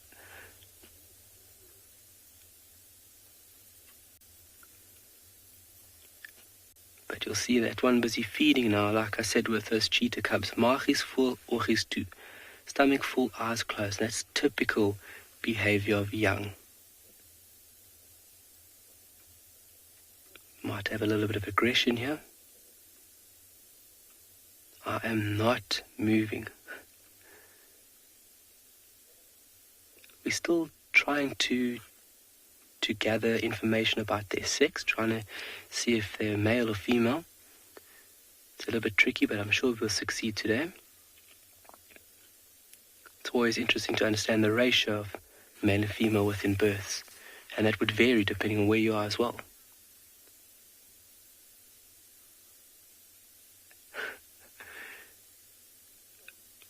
Watch the one on mom, watching its sibling's tail. He just wants to play. I don't know if you guys can hear the noise that they're making.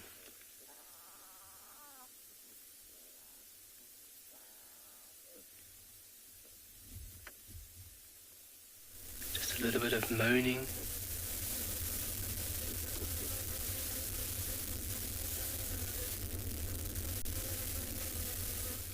Amazing. Really, really, really amazing.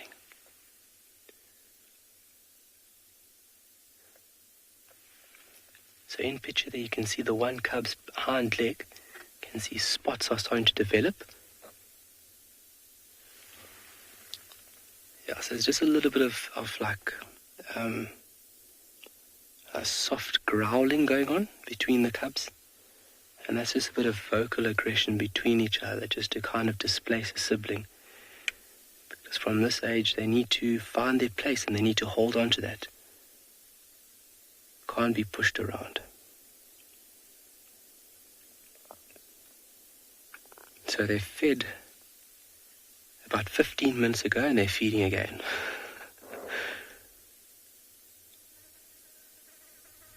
And now the activity will slow down. They'll more than likely fall asleep. I've found lions countless times where they've fallen asleep while feeding. You can see the eyes start to get drowsy and start to close, and eventually they fall asleep. And they fall asleep a large majority of the time with the nipple in the mouth. Any little disturbance, the eyes open up in this drowsy state, and then back to sleep they go. It's like a kid with a dummy in its mouth. But mommy's getting hot.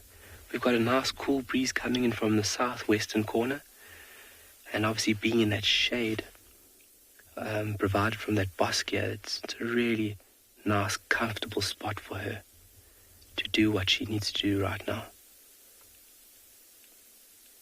And she looks asleep, but I promise you, if I had to put one foot onto the ground, she would be up like lightning.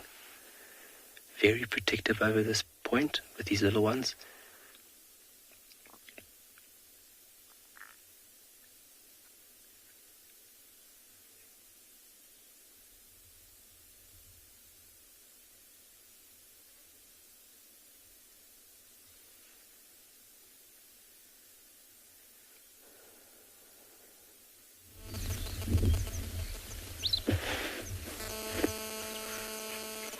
Good afternoon, everyone, and welcome to and Beyond Pinder Private Game Reserve. My name is Grant, and behind the camera is Craig. And this afternoon we've come out in search of, with not really much of a plan, but in search of anything that we could find. And it's been quite quiet so far, but it's really been pretty, and we've been able to appreciate some of the animals that we see less often. So we've come across this beautiful herd of impalas, and there are also some zebras around. There was a zebra with a young foal that was quite close to the vehicle, but they've moved off now. And so we thought we'd just take a moment to just enjoy these impalas and say good afternoon to all of you, and just have a look at what the impalas are up to. There's some grooming going on. We have had quite a lot of rain recently. The last few days we've been pretty rained out. You might have noticed that we haven't been that active on the on the WildEarth shows, and that's because of the rain. So all the animals are pretty happy and excited at the moment. Lots of them are all fluffed up, enjoying the little bit of afternoon sun that we've gotten. Today is the first day that we've seen the sun for about 3 days, so yeah, they're all they're all pretty happy and excited about that. They've been looking quite sorry for themselves with the... But yeah, everyone is out and about at the moment.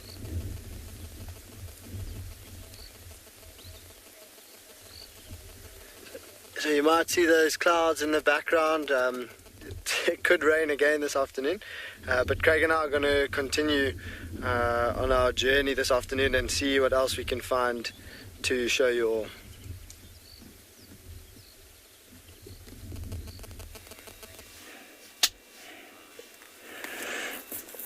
Well, looks like Blondie is not relenting from sleeping, and I cannot blame him because I think he's had a good meal, and very much like us, after eating a good meal, you know how you feel, and he deserves it.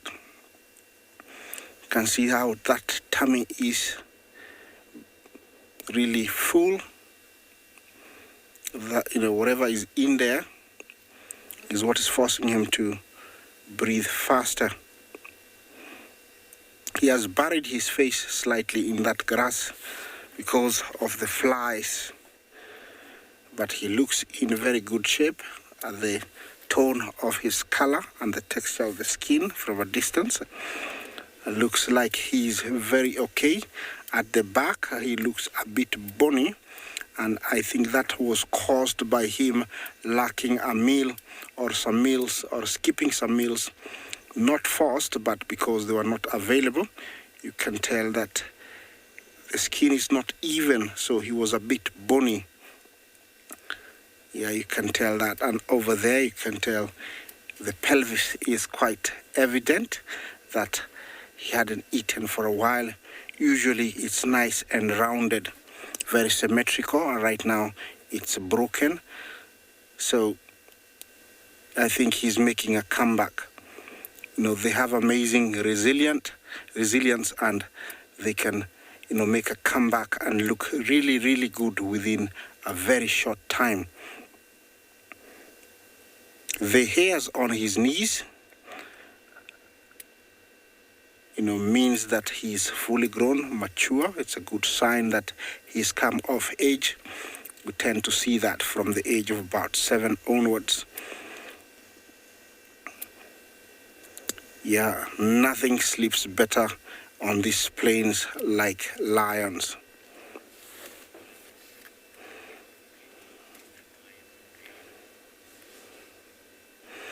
Rosaline Jumbo, you want to know how heavy is a lion mane?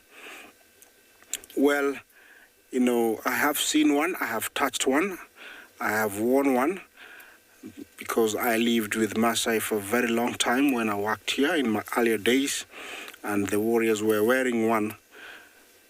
It looks like a crown, and it's not that heavy. It's about 2 kilos when it's fully fixed to be worn. You might think it's gross, but Maasai warriors in the old times used to kill lion as a sign of coming of old age. Those traditions are no longer seen, although they're still carried out somewhere else, and that's how I got a chance to wear one. So it's not very heavy, but it's got a smell that never goes away, a smell that even dogs fear. When you have that skin in your house, even dogs fear it. Cats don't like it. Yes, and that's how I got to experience and touch it and feel the texture and actually wear it. So it's not that heavy when it's dry. When it's wet, I would assume it's very heavy. Maybe when you have a fresh skin, it could be very, very heavy. Yes, and this one here looks like it's very, very beautiful, and it could be very, very heavy. Yeah, those crests, those hats made of lion manes are actually very long, and they're actually very beautiful. And warriors wear them to show signs of how brave they are, and killing of a lion is a sign of coming of age. Usually they don't do it by themselves. They gang up to around 20 warriors, where they go find out a lion. They surround it with the bells tied onto their ankles and spears. They really confuse it, and when it really gets angry, that's when they spear it. That's how they used to do it. It was a tradition, but it has died off. It's not evident very much. Yes. Yes, many of you have been asking about Jasiri. Jasiri is doing well. He's at the marsh, and the last information was about 4 days ago, and he was alone, and he's been hanging out at the marsh, hiding, and every time there's a herd that passes by, he's been joining them, and they've been actually adopting him for a few hours and days, and then they move on, but he's doing much, much better. Yeah, we might be able to share some information in the next coming days, but we have to talk to the authorities for a go-ahead to do that. But he is very okay. Yes, my lion is still very fast asleep. I wish I could eat a meal and sleep like this.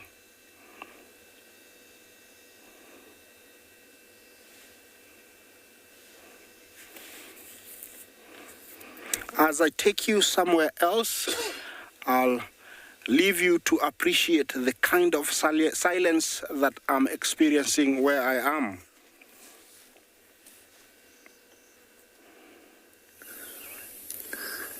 I have no idea what it is we're looking at over here, but watch this. Unbelievable. You see? If you're anywhere near it, it does this epileptic flip about. Did you get it?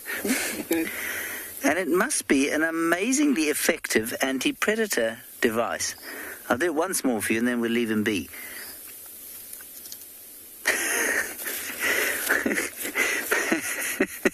He's here. There.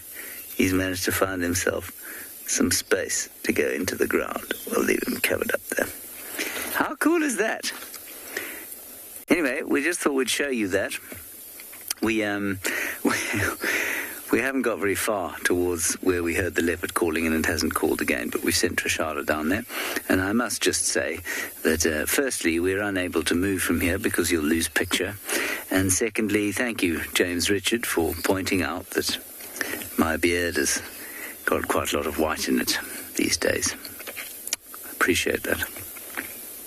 I hadn't noticed myself. Thought I was looking quite young. Apparently I'm not.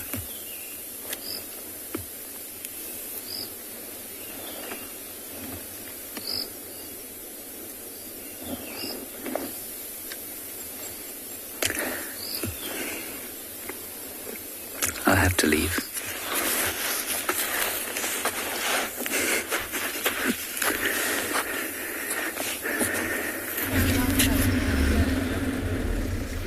So we've just managed to find some wild dogs again.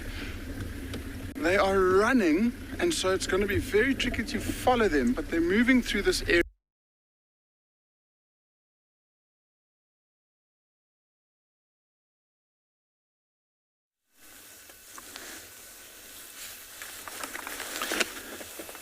We have come across a very interesting looking bird, the greyback shrike. These birds are very, very interesting. You always encounter them out in the open and sometime in the bushland. So this bird has a specially adapted way of catching prey and also storing them. So they have a nickname of the butcher bird. So they will catch insects, lizard, small snakes, grasshoppers, and impale them on thorns. So you find sometime where they have multiple prey stored in a certain manner where they already hang on thorns.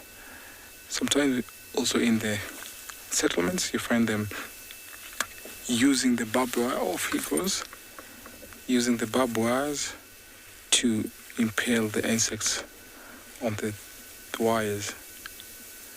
Very, very long tail. Sometimes this bird is commonly mistaken to be the long-tailed shrike, but you can see that conspicuous gray, hence the name greyback shrike. And off he goes. As we go, let's carry on. Let's find something else. Look at this open grass here. Very tall grass. So we're looking for the river pride. We are in the territory of the river pride. And we are heading over to the forest line. See if we can find Romy the leopard. So we keep you tuned. Looks like a very, very chilly afternoon. So we are hoping that the river pride will bring out their cubs to play. You see, as we drive on, trying to find the river pride, let's send you over to another safari vehicle.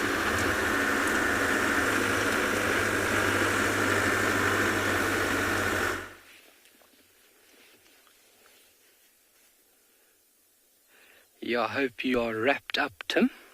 It's always good to be wrapped up when it gets cold. I am not a favorite. I don't favor the cold very much. I like it to be warm. It feels like when I'm warm, I'm operating. Otherwise, when I'm cold, I want to be in bed. I don't want to do much. Sleep all day, like a lion. So the other two siblings have decided it's doo-doo's time, sleep time for them. And this one has just been hanging on. It falls asleep, its head tumbles down, it wakes up and back to the nipple. The resilience, I've got to have it. But a really nice sight. I mean, take a look where we're sitting right now. It's incredible. So just wanted to show you that beautiful view there. And Fiona asked a question there, how often will this mother need to hunt?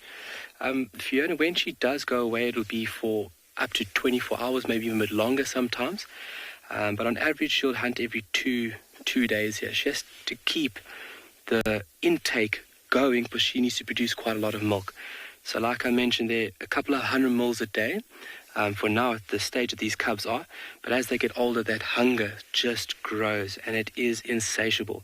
So from there on out, she will need to hunt almost every day for these little ones. But like this now, every second, third day, she's got enough milk to push through 2-3 days until she really needs to go off. And then these little ones will find a spot inside that thick, tangled mess of those trunks, and they will remain hidden. She'll go off and hunt, and obviously make a kill, and then she'll come back. Obviously, the intake, she needs to keep that intake going. The more she takes in, the more milk she can produce. And unfortunately, with lions, if there's a shortage of large hoof ungulates or large prey items, and if she can't get what she needs, that's unfortunately that it is what it is, that she will abandon them. Her safety is number one. It's not uncommon for lionesses to abandon little cubs. She has to ensure that she is healthy and she is fit. At a carcass as well, she won't really care too much about the cubs. She needs to ensure her safety is on a high priority list. So every 2-3 days she'll go off, leave these little cubbies, hopefully successful, and back over here to feed and groom them. And when she is here, she's here. She's not wandering off behind the bushes. She's laying very close to them, a lot of play, a lot of attention, and you'll find that females don't lose that play behavior. Males do at their older ages, especially around 2-3 years old, they stop playing, but females can be very playful throughout their lives. And that's obviously very important when these cubs get a little bit older, that she'll join in. She'll actually play with them and ensure that they're developing their life skills at a steady pace so that they are successful. And I mean, an experienced lioness is all what it takes. You need to have the knowledge and the understanding on how to raise these little ones, how to look after them, how to protect them. Glenn and myself were talking now, it's got to be such a scary thing. I mean, mom leaving these little ones and all the smells and all the sounds being left over here, it must be terrifying. But it is the rite of passage that these little ones need to go through. That one is asleep. It is literally asleep. Mom is also fast asleep. And it's days like today. Cloud cover, a little bit of a breeze. It is just too perfect. Sitting here and watching these amazing animals.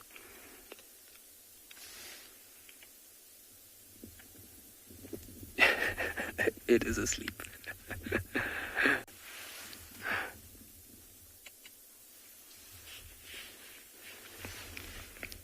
So how many lions are in this pride? So this female is one female of 9 in a pride. And there's 2 prides. There's the northern pride, which likes to occur around the northern sections of this area that we're in now. And then there's the southern pride.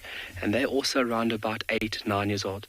In this specific pride, there's 4 big females and then younger males and females within that core unit. And she would be here for a little while, and then when these little ones have enough give, so to say, she will then introduce them, and that little pride will grow in numbers, which will be really nice. Introducing cubs is a very, very fun thing to see, and everybody's really curious. That's why she has to ensure that these cubs are old enough that they can stand their ground. Because if there's older cubs in the pride, they tend to be a little rough, and they can hurt these little ones. So she wants to ensure that they obviously develop, and once they're strong enough, that pride will grow bigger. So all in total 9 in this pride. That's excluding the males. There's 4 big males that dominate this area. It's a coalition of 4 males. And they've been recently brought into Tswalu to obviously ensure the genetic diversity of lions, especially Kalahari black mane lions. We need to do that. As in most species, you want to ensure that the genetic value, the content is extremely diverse, because if you start to interfere with the genetic pool, you have animals being susceptible to diseases. You might have, funny forms. So ensuring their safety, we have to obviously watch what happens with these prides, and keeping tabs on them is very important, and very important for the ecology of Tswalu.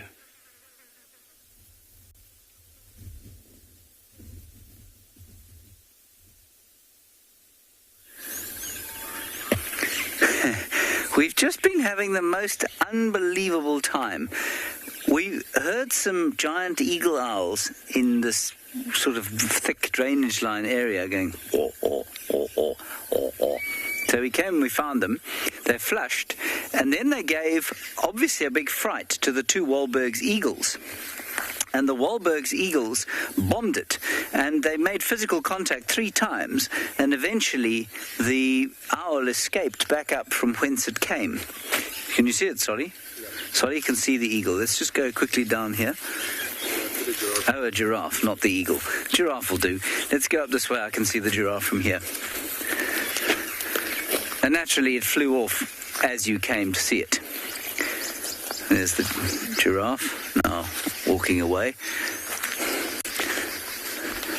We just go up here. We might get a view of the eagle. It's one of our 2 Wahlberg's eagles, the pale one and the sort of plain browny one.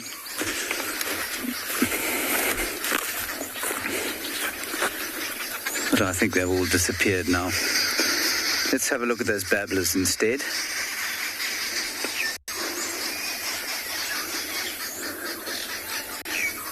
Those are the arrow-marked babblers. You can hear them shouting at each other, and probably at us, and also at the fright of watching the eagle and the owl fighting with each other. Really, very exciting stuff going on here in the avian world.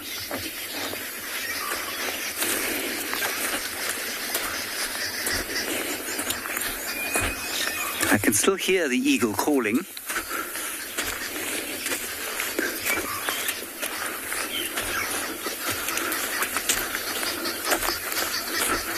Ah, there it is. I can see it. Come hither, BK. There it flies above our heads. Did you see it? No, come this way. There's another one. Otherwise, no one will believe us. They will think we may... Oh, now they've both flown off. Oh, they're chasing the other owl. It's impossible to get this on screen. I think those were the starlings. We'll see if we can get another view.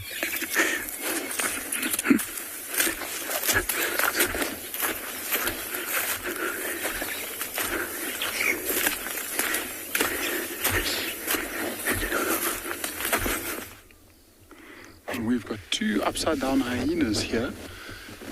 They both were sniffing down on the ground, and then they rolled in something. So there must have been a scent that they enjoy, that they want on their furs.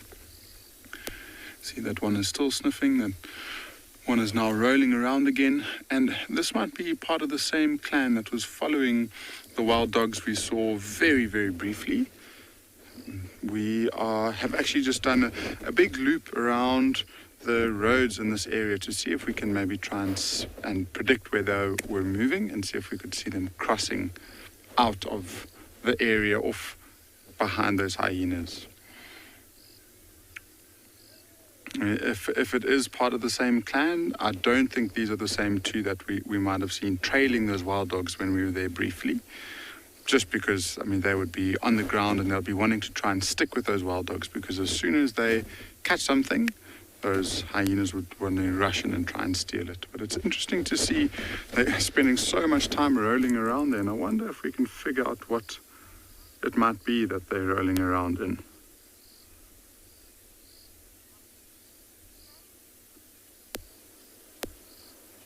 I can't see anything through my binoculars.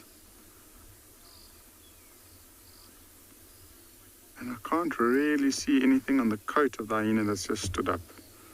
They spent a lot of time trying to roll around on their back. It could, I mean, I'm sure it's dung of something.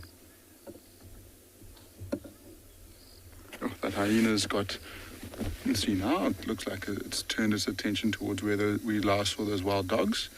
It might have picked up the scent of them. That one standing up facing to the right has got lots of scars all over its face.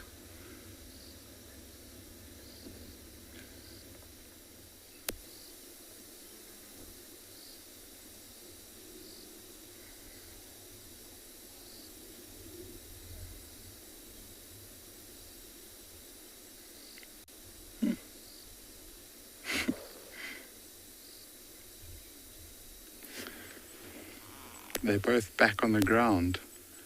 It's so interesting.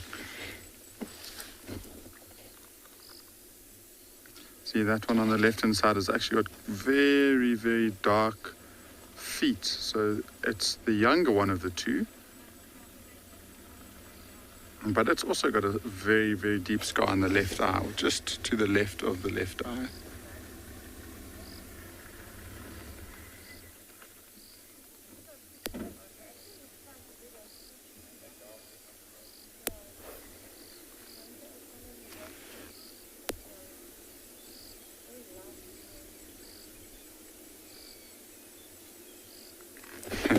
So Enoch, you've asked a good question, and a lot of it has got to do with masking their scent. And so these predators, when they see some dung, they'll roll around in that dung, I guess, just to try and mask their scent a little bit. And I mean, hyenas do it. I've seen wild dogs do it. I've seen leopard do it.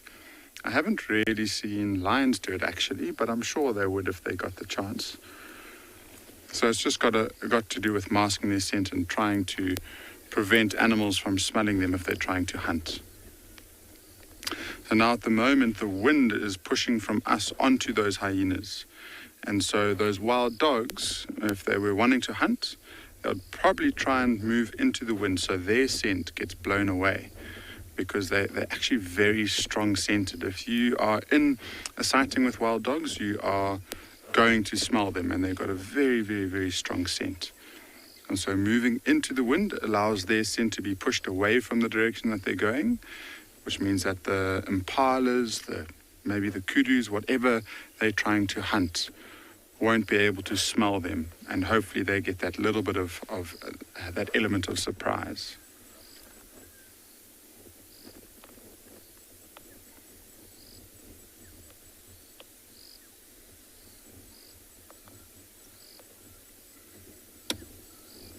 Big yawn by the one on the left there.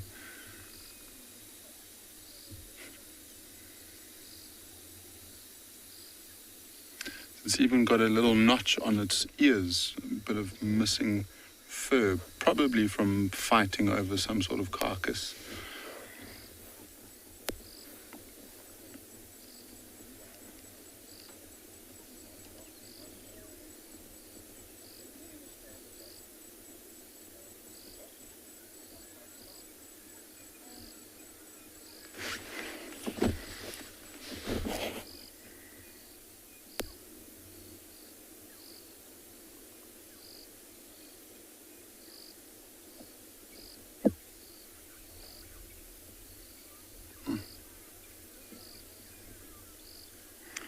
These two hyenas, the way that they're behaving, definitely haven't become aware of those wild dogs.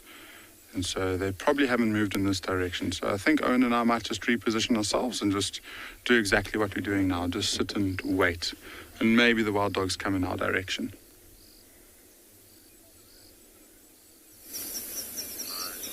Here we have got a little group of giraffes. There are 3 of them. And I was just thinking that our experiment that we began when I was last here is bearing out. And that experiment, in case you missed it, was to evaluate whether or not giraffe bulls found in the company of other giraffe were lighter or darker than those bulls found on their own. Because it is postulated, indeed it has been found by a paper recently, that darker bulls tend to be found on their own, greater risk takers they are, higher testosterone levels they think, and here it is borne out again. We've got 2 cows and 1 bull, and the bull is light, and he is in company with the ladies. And of course the obvious inference is that it's riskier to be on your own than it is to be in a small group.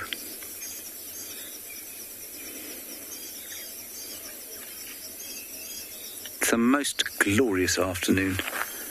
Delicious temperature.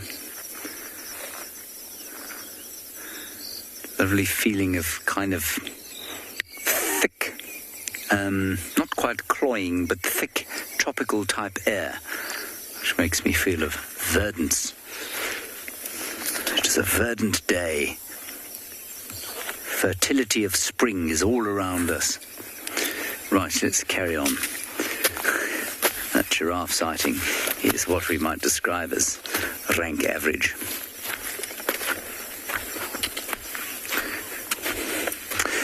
Kendra, they probably get marginally darker with age, but not necessarily no. And we'll just quickly give you an observation of the fine 2 who are helping us on our walk today. William, sitting down, and Solly on security. They're doing some tracking and spotting and general company for BK and I. It's been a wonderful walk so far. I'm highly satisfied. On we go. Wave at the camera, Solly. You're on TV.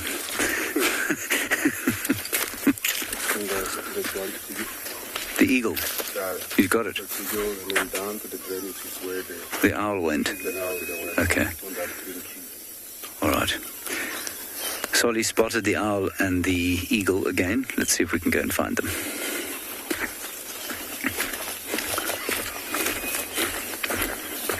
There's the eagle. And I am looking for the leopard that James on Bushwalk had heard calling. Around the same area, they're on Gowrie Cutline. But the ground's so hard from the rains, it's very difficult to see tracks. So first I went eastern Gowrie on Central, because that's where they heard it. Gowrie Cutline Central, and I couldn't find any tracks. Then I went west. So now I'm on Mvubu. Interestingly though, 2 days ago, I saw June walking this way towards the Mvubu Road den.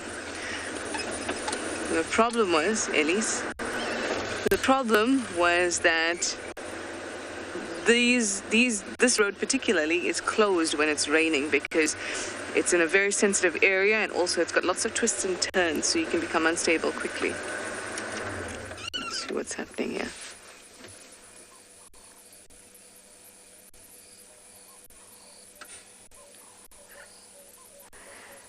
So because of that, we couldn't check it when she was walking this way.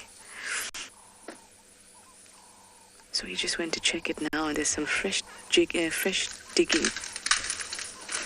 Oh yes, you are very strong. You are very, very strong.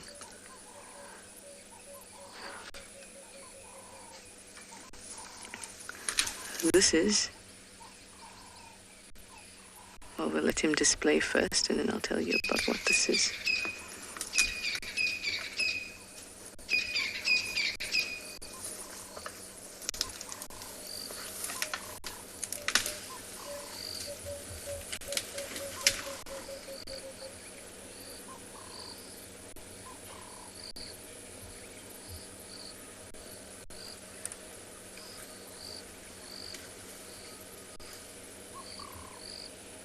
These two are sizing each other up. Yeah, shallow. I'm not trying.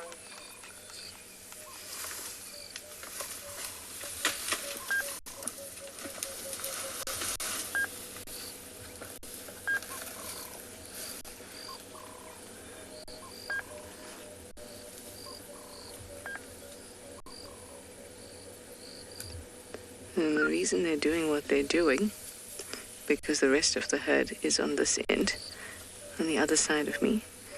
But this one's coming to cause trouble for me. The reason that they're doing what they're doing is that they look the right age to start getting pushed out of the herd. And they start behaving this way around 10, even a little bit earlier, the males. And that's the time for the herd to start really pushing them out. Already they're on the fringes.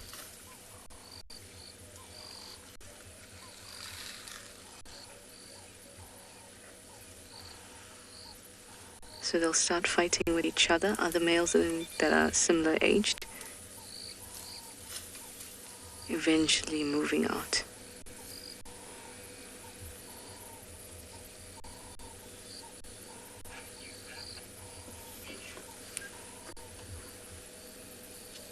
This one. You can tell, even if they're eating, you can tell when they're not relaxed.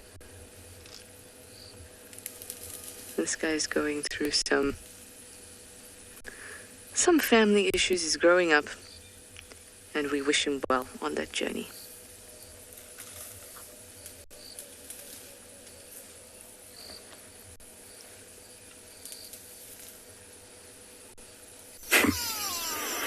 We've managed to come across the giant eagle owl. It's not a great view, but you can see him perched in a tree that he'd never normally be perched in, and he's in it because it provides him some kind of protection from the eagle which has been bombing him. And I suspect that the eagle will probably come back again. It came and sat in the tree just above his head and then flew off again. And I think that if that owl breaks cover before dark, it will be thumped on the head by the Wahlberg's eagle. So I'm glad we managed to at least show you the giant eagle owl. Its partner went off up towards the top of this dry riverbed, and I think is probably quite safely tucked up again in its tambuti tree. While here we've got poor old male or female, I don't know which, on its own, trying to hide in a very unsuitable tree. And the eagle, I can hear, is shouting still from somewhere quite close by. And I suspect it will come through and bomb the owl again. Very interesting.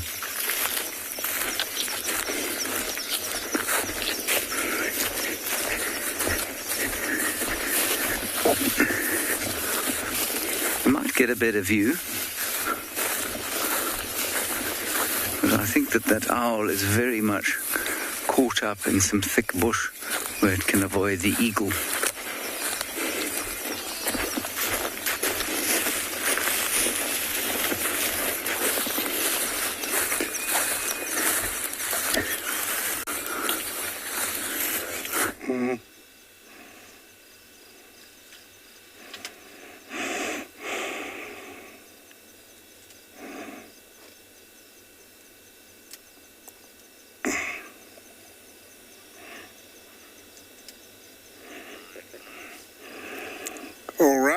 All right, from Cheetah's Lions.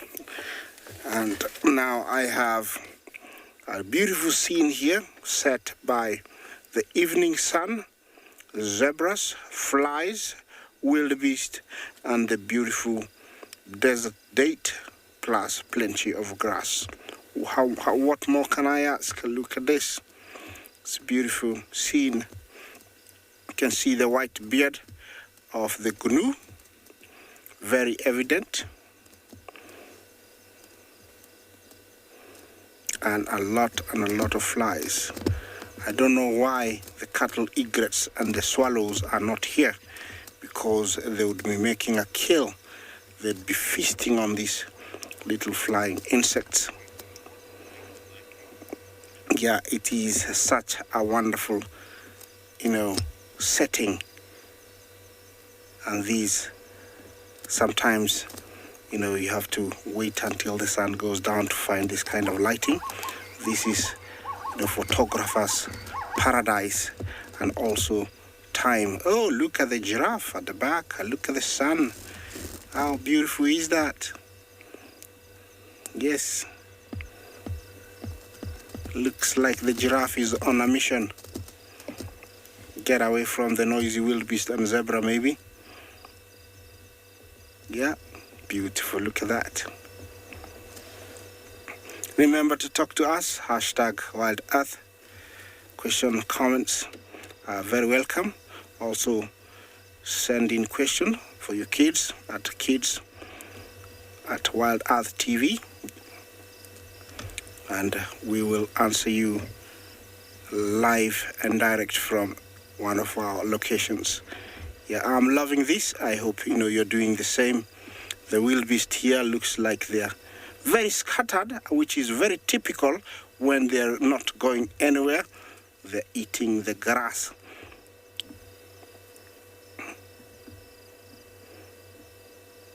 It's very, very quiet. There's no noise apart from a few crickets every now and then, and I'm loving it.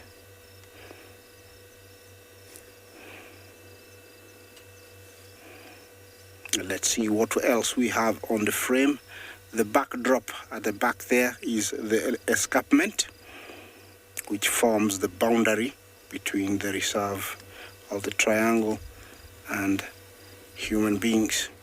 That's a beautiful setting there. What else do we have, Bungay?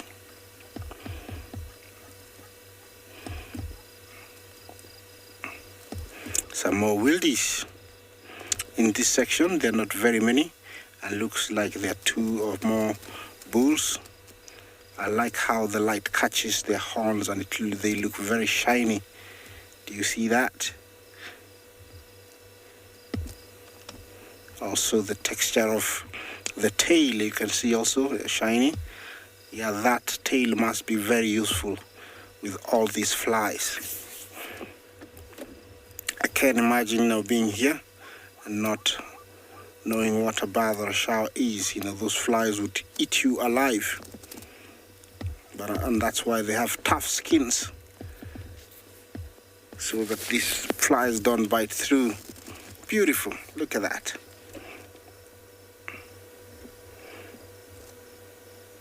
This is a very relaxed gnu, and looks like everything that is on his mind is eating. I'm sure he feels very safe with all the wildebeest around him and giraffe.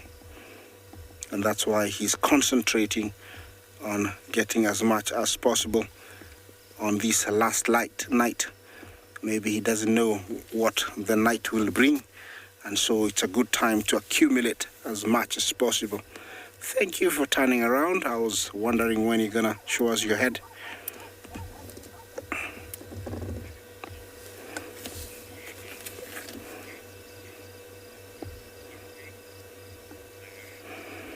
Anushka Jumbo, you want to know if wildebeest eat insects.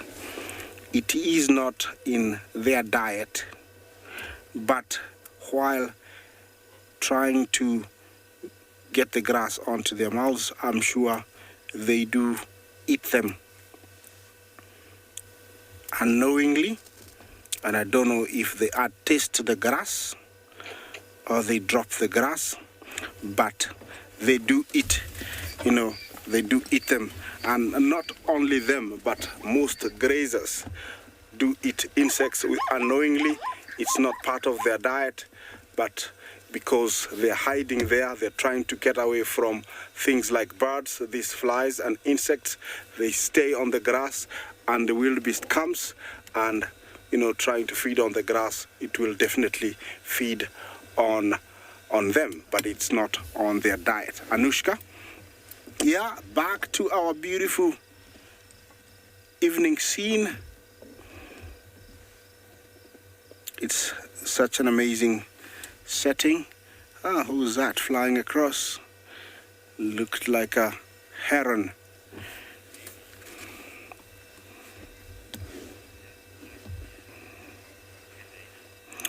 Kelena, you want to know why wildebeest have white beards? It is natural, very much like where how you have black hair, or I don't know what color is your hair. It is natural for their beard to be white, and for no apparent reason that I know, they use it. It's just part of them being wildebeest. Anushka, here looks like we have a group of males, and how I can tell that they're males is that they have very thick horns in the middle.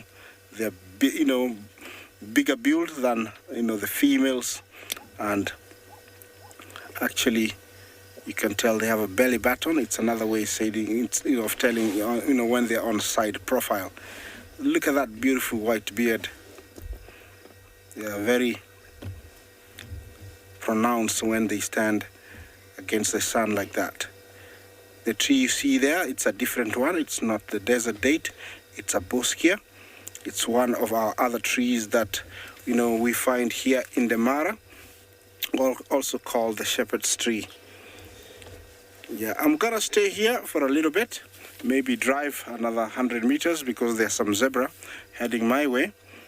But while I do that, let's take you to another location.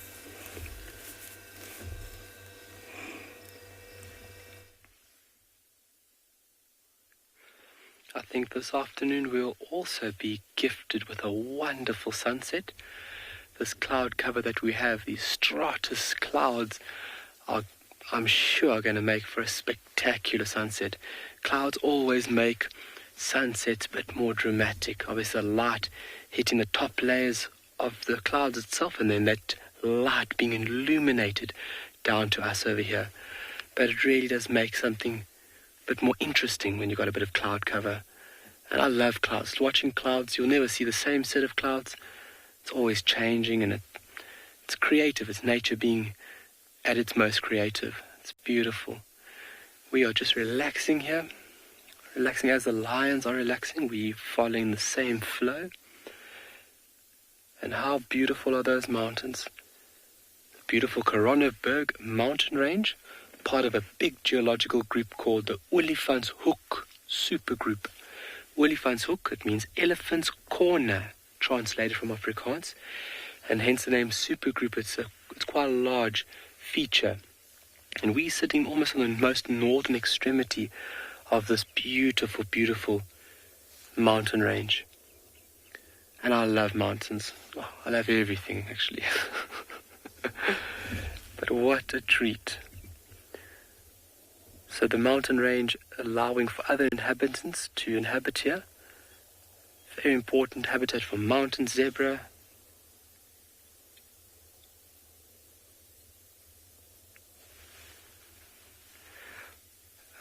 Sure, I didn't hear the full message there, but so I heard someone on the lines that it impresses you. It impresses me on a daily basis. I got the name Megan. Thank you for your comment. It is just Twali's...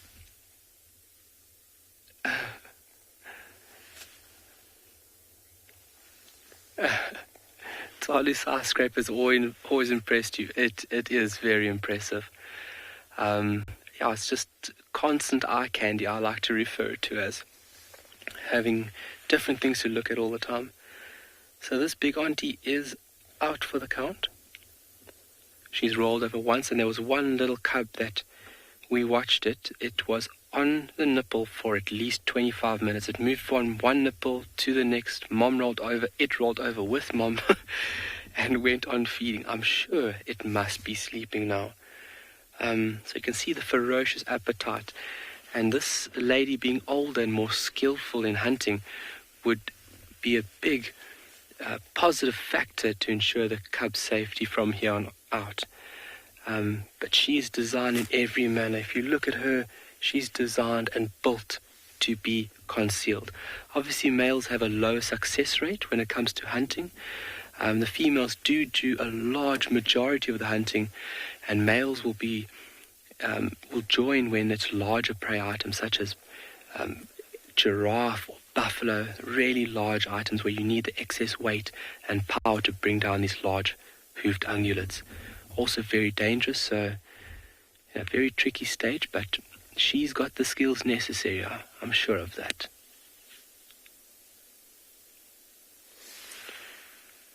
But you can see the nooks and crannies that are created by this boskia or shepherd's tree.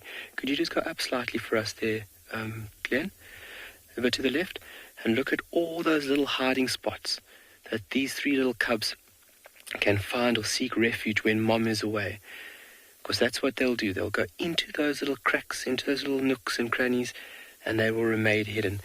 Cubs at this stage could even be picked up by large raptors, such as Varro's eagle, commonly or previously known as black eagle, snake eagle, would even give it a go. So this is the perfect spot for these little ones to remain safe.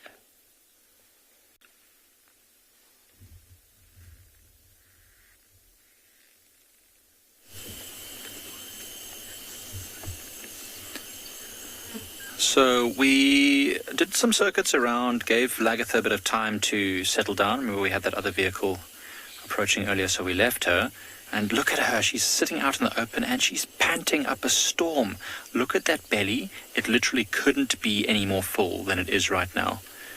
So she's actually moved out of the drainage line into the open where there's a bit more of a breeze. It's a very stuffy and hot afternoon, so she's not cooling down quickly. And so she needs all the breeze that she can get. You can see she's lying on what is old farmland. So what we're right near, what I mentioned was the HQ, or like the old farm buildings. So she's lying on some of the old fields. Now cleared. It'll take a bit of time for the environment to rehabilitate itself, but she's using it to great effect. Of course, these old open areas are prime areas for herbivores to graze, like impalas and even the nyalas, like the young male nyala that she's caught. We still haven't really seen, we can't really get a glimpse of it, but there you can see her lying out, gorgeous in the open. So you see her ears are back. Do you see that? That's not because of us. That's because she's listening to what's behind her. She's looking towards us. Of course, we're the most interesting thing around, so she's making sure that we're in her line of sight, but then she wants to listen behind. We just stopped on the boundary for a while to try and see if we could glimpse a male lion who's currently lying next to a giraffe carcass not so far from here, but we couldn't really see him. He was lying flat in the grass, so there was no visual, but he was calling earlier today, and so she's definitely aware of him, and she wants to just make sure that she doesn't get snuck up on, lest she get a few more scars, which she'd probably like to avoid, being such a young female. It's not time to get into conflict with large male lions. But It's so peaceful right now. Seb and I both think that we're gearing, or that the environment is gearing up for another big storm, because everything is just very subdued right now. There's not many birds calling. There's not really much wind. Everything is just very, very still. It's actually perfect for Lagatha, because now that she's got more food, she doesn't want it to be windy or anything. She wants it to be nice and still, so that she can hear anything sneaking up to her carcass. Anything like a leopard she could defend herself from, chase it off, but anything like a group of hyenas or a male lion, she won't want to be caught off guard.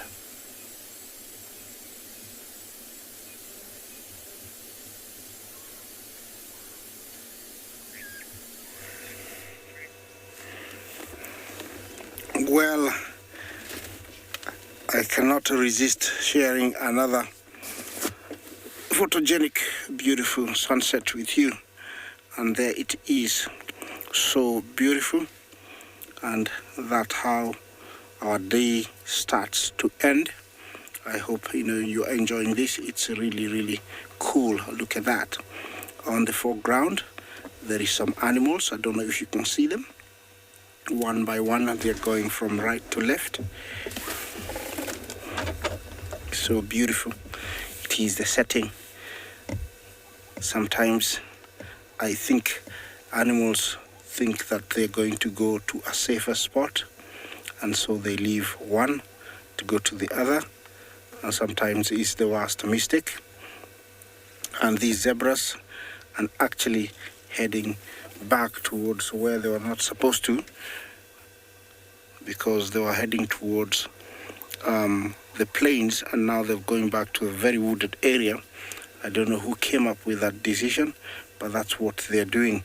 Remember, these are the Burchell's zebra, the only one of its kind that we find here in the Masai Mara.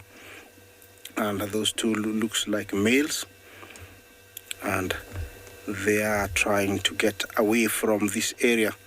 It's very bushy, but where they're heading is actually even bushier. On top of the tree, we have who? A vulture. The silhouette tells me it's a vulture. I'm sure you're saying he doesn't have a head. He does have a head. He's only tucked it in, maybe trying to get comfortable and get ready for the night, for the cold night. I'm gonna leave you to enjoy that sunset sight for a little bit.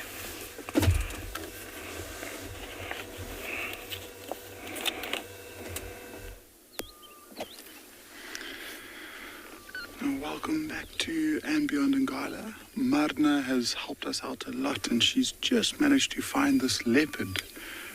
And she's lying in one of the biggest jackalberries that I've seen in this area. And she's looking so comfortable. Look how high she is up in the tree.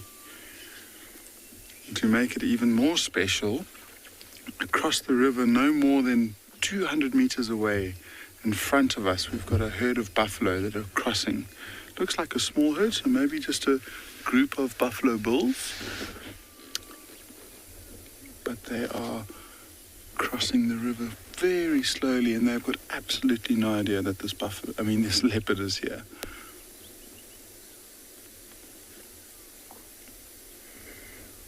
So that one in shot is a big bull. You can see those very big horns that he has and that very pronounced boss. And the rest of them look almost exactly the same. So it's quite a large group of buffalo bulls. And they have probably come from a waterhole that's not too far away from this area. So they might just be heading across the river to an area to go and have a graze, or maybe to settle down for the night. So let's go back to this leopard, and you can see she is so high up, looking very comfortable. Her back legs are on either side of the branch. She's got her head down. She's sleeping, and apparently there is a carcass around here. Marina was telling us I don't think we're in the right angle to see it yet. I have been scanning the branches in this tree. And there's a chance that it could be on the ground.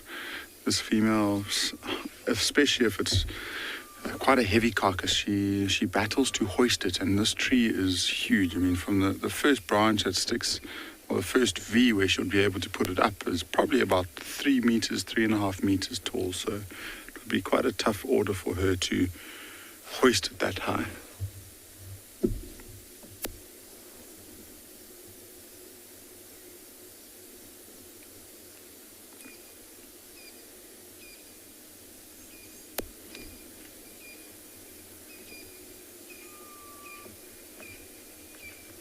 Neva, she certainly is high, and it's one of the only, what's the lowest suitable branch for her to be resting on.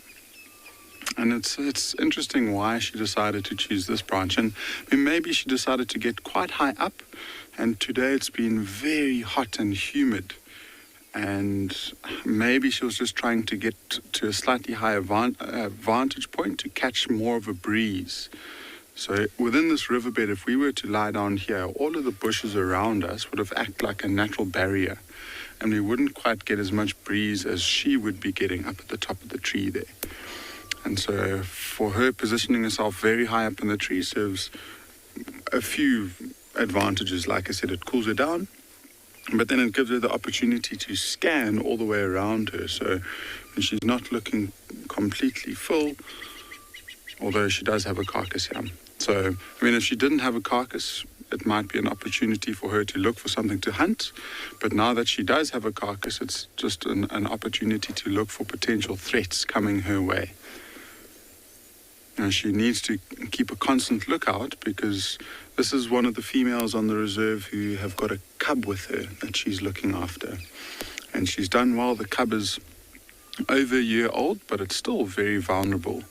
And so if the cub is somewhere around here, she'll need to be alert and make sure that something like a leopard or a hyena, maybe even some lions, don't come and try and kill it. Or she's up. And just look at the branches and the leaves moving in the background there. She's just changing her position.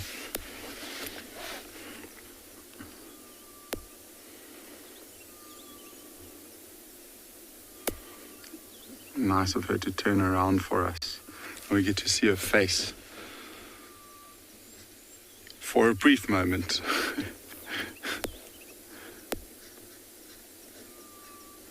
Oh, that's an interesting position for her to be lying.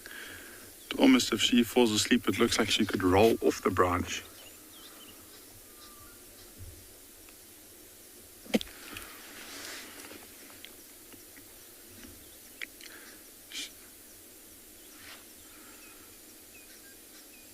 And so we've got 25 minutes left of the show. I hope that she decides to bring out her cub so we can see 2 leopards in one tree. But so we'll stay put and hope for the best.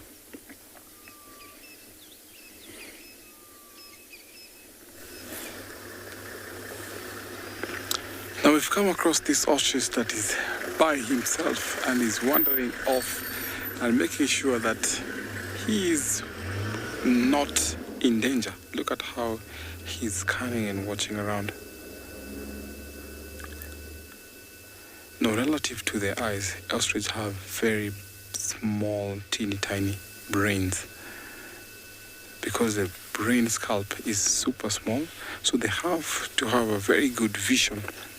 That is one of the things they use to walk away from predators and also to check on predators. Despite them having a very fast motion, they're the fastest on 2 legs, actually second from the cheetah.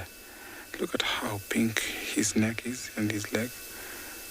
I like the way he's slowly swallowing something. Look at how he's getting over. Nice. He keeps on turning. It's getting cool and dark also. So he needs to be in an open space. The good advantage that they have is when he will sit down, he is totally concealed. And because of when it comes to dark, the black feathers will help camouflage. Actually, doing a little cleanup there.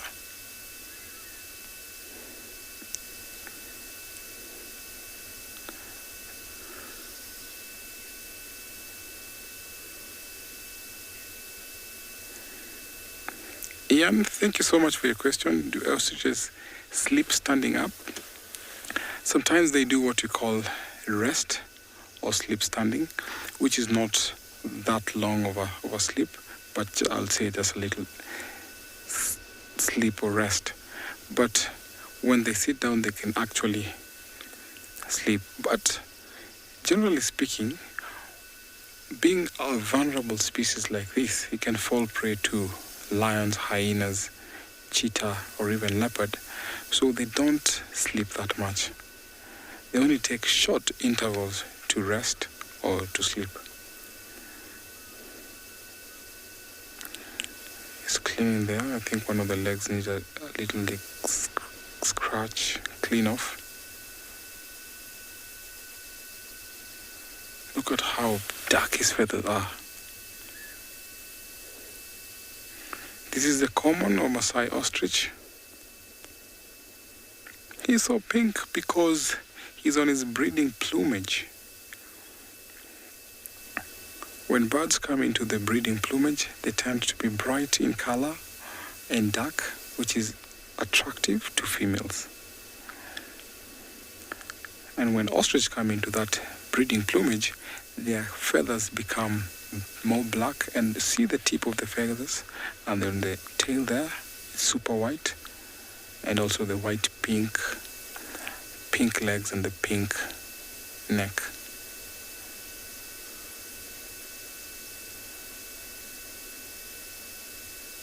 He's watching over because this time lions will be coming out, hyenas will be coming out. It's time for predators to look for prey. And this guy needs to go somewhere where he can spend the entire night. Remember, we're coming to you live. #WildEarth. Comment questions on the YouTube comment section at FC. Young viewers at kids questions at wildearth.tv.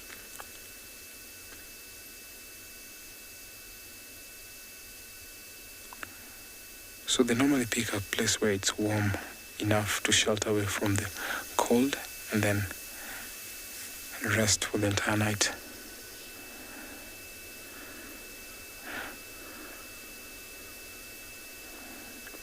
I like the way he's grooming himself. And I'm going to take a little time here as we send you over to another safari vehicle.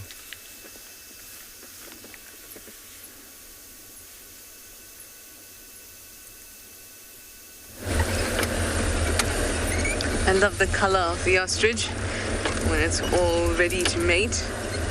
We very briefly saw some baboons, and they were also mating, also very briefly, and then they ran off into the bushes, as are most of the animals I'm seeing today.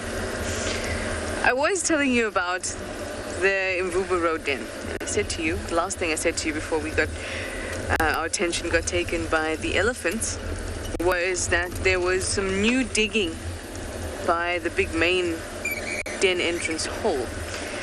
So I'm hoping that we just keep on checking, and one day we'll be there at the right time. And maybe June will be there. That'd be awesome. There was, we did see a hyena on Gallagher, Mvubu, and I stopped. I was hoping it was going to go to the den. But I couldn't actually recognize the hyena. Maybe it's Falco, because I'm still getting used to recognizing Falco. Maybe it was him. But then didn't go in the direction of the den, instead went to the direction of Vuyatela Dam. So I'm going to keep an eye out there. Because remember previously I saw her investigating Gwen's old den, the one cheetah cutline fire break in the southeast. So I think some possibilities there. Anyway, we're going to keep on looking for that last minute leopard. Give us some luck.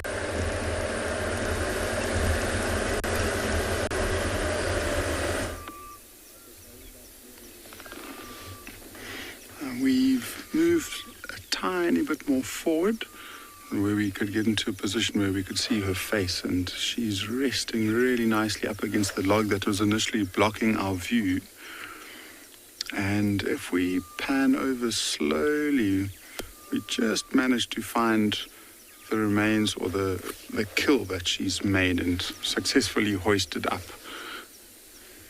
So she's done it incredibly well. I mean, it's almost exactly the same height as she, and it's a vertical branch. So she dragged it all the way up there. And just see it tucked away. Look how high it is. And remember, she's using her jaws and her front feet, basically, to claw her way up that tree.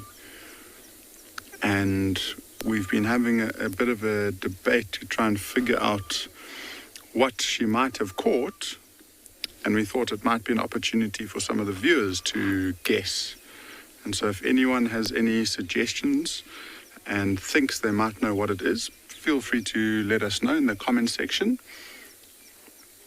And we'll see if any of you are right. I'll give you a couple of clues. So if we zoom back into the carcass again, if you look at the front, so it's facing towards us basically, and if you look at the front foot, there's a white dot, which is something that might be able to tell you. And then it's quite a rusty red color. It's quite hard to see the actual color of the coat because she spent a lot of time plucking off all of the fur all over the torso of the said animal. You see those bald patches all over that flank of whatever it is.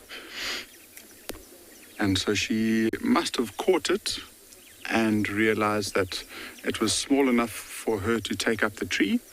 And so she hasn't actually really started feeding on it because she doesn't look too full. Her stomach is actually quite indented.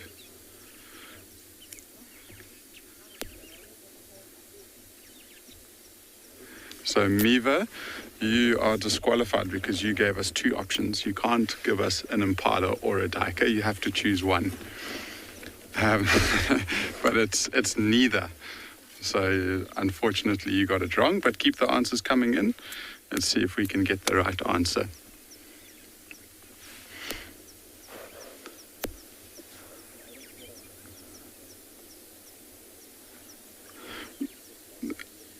Yeah, so Bianca, well done. I think you are the first person to get it right. We think it's a bushbuck. So to all the viewers who said bushbuck, well done. Very good guess. And so it looks like it's a very small bushbuck. So I would imagine that it's a tiny bushbuck that's brand new. And I mean, she must have, it could have even been opportunistic the way that she hasn't started feeding off of it immediately. So she might have just been resting up, not necessarily looking for something to hunt. And the mother and the youngster could have walked straight into her path. And she probably thought that it was an opportunity too good not to take.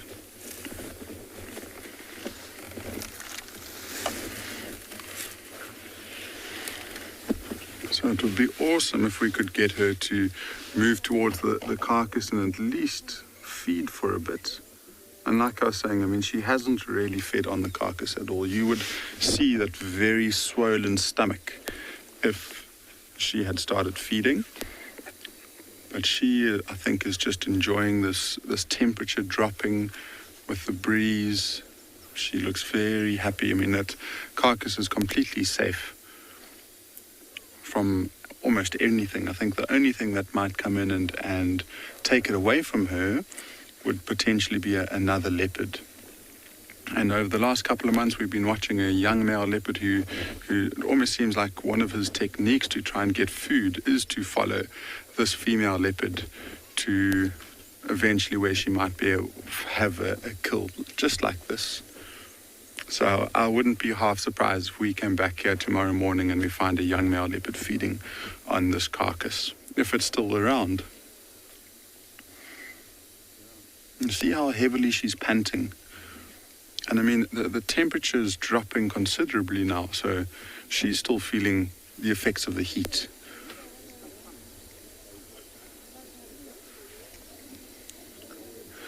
So just resting up in this tall tree, getting the breeze is exactly where she wants to be. So hopefully we get her up and moving towards that carcass.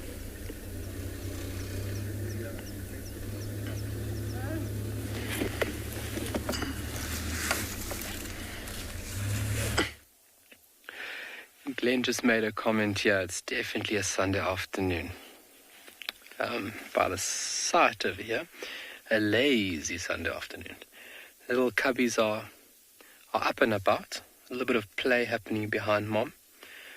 And after that little cat nap, they've decided now they've got enough energy. We will irritate each other. There's a few peeks every now and then over Mom's rib cage there, just to see what we're doing. And especially when I had a little snack, the little one looked at me like, more food. Glenn got us a little snack out the snack box. You got to keep fueled up out here to carry on. And nourishment, and including moisture, a bit of water, is very important while on game drive. Staying hydrated. Where these cubs have had enough of hydration today. But absolutely incredible. I am still on top of the moon about this sighting. As I said before, it is a real privilege to be able to be here, and what a privilege we have to share it with all of you folks. And most importantly, thank you for the time. Thank you for taking the time to be with us, because without you guys, this would be, it would be just that. But with you viewers, it is so much more special. And we can share knowledge, and we can learn from each other, because that's what it's all about. All the questions that we've been asked really stimulates my mind and allows me to be better. Kind of put myself in a corner. Us guys, we do fill our hard drives with a lot of information. And sometimes when a question comes across, you're like, oh no, what's going on here now? But it's all part of it. Oh, listen out quickly, you're going to hear tick, tick, tick, tick. Barking geckos are starting to call around us.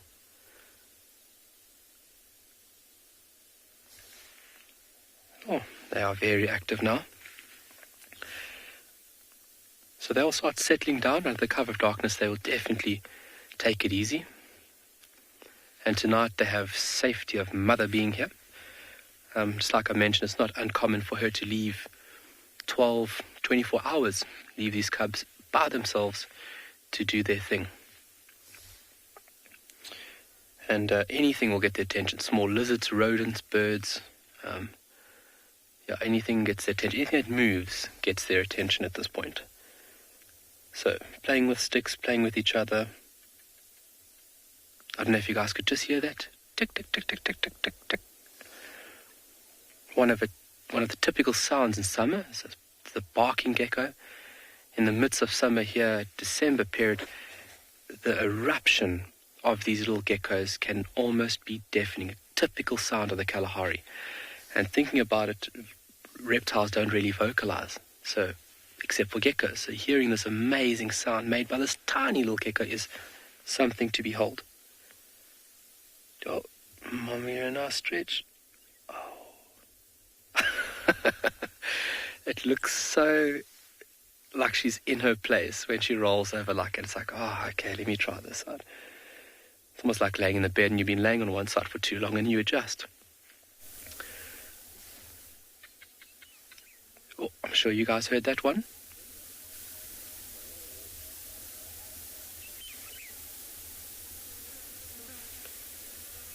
But yeah, very nice afternoon we've had now. This cloud cover is just very welcomed. So we're sitting on the vehicle here. You guys can hear it. Fantastic. Amazing sound. The whole reptile world is fairly quiet except for geckos. It's also the most diverse or speciosus group there is of reptiles. Many different species inhabiting a wide range of habitats. Very interesting creatures. There, the mom's getting up. Yes. Such a big, powerful animal. She's so gentle. I mean, the action of her carrying these little ones, you should see the delicacy that she would use with those massive jaws to pick that little cub up to locate it. I wonder if we should just move back a little bit, Glenn. She's actually grooming. I'm just going to move the vehicle back slightly, folks. We've been trying to stay in one spot. Obviously, vehicle movement around a site like this is quite sensitive. And you want to keep respect in mind all the time. But Mommy is definitely awake. I mean, look at those big teeth. When she opens that mouth again, take a look at those teeth. gentle giant.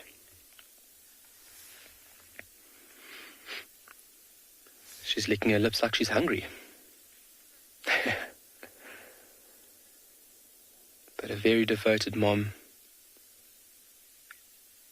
And she's doing a fantastic job so far. But we'll be sure in the next coming weeks to make sure that we follow up on her and we can see the progression with these little ones. We're also going to be revisiting the mom and 3 as well, just to get an update on them. They're still somewhere down south. Look at that. So using those backward-facing barbs to remove hair or debris from her neck. Very efficient tool how she cleans herself. Good grooming session. You can see on her throat there that cattle louse fly that we looked at yesterday, just in between her fur. Hairball, but wonderful.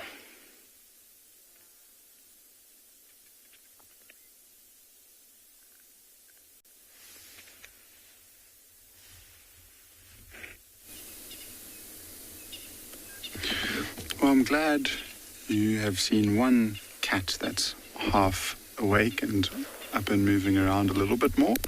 This female leopard hasn't really done too much more than what you've seen here. I think the biggest movement that she's done is she's put both of her front legs on either side of the branch.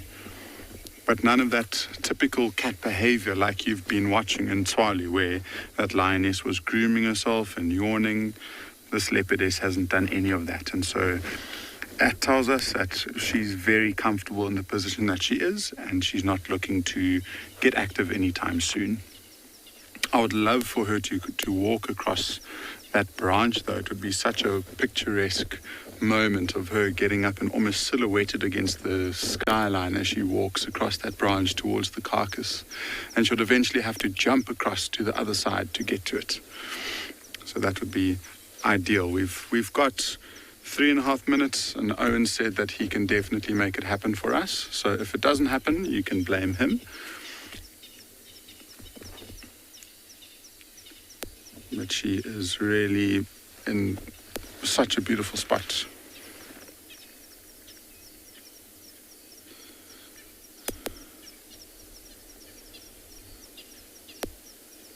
So Tove, typically not very many threats whatsoever. You know, the only potential threat would be other leopards, I would say. Just like I was saying, a young male leopard follows this particular leopard around, who's actually her brother.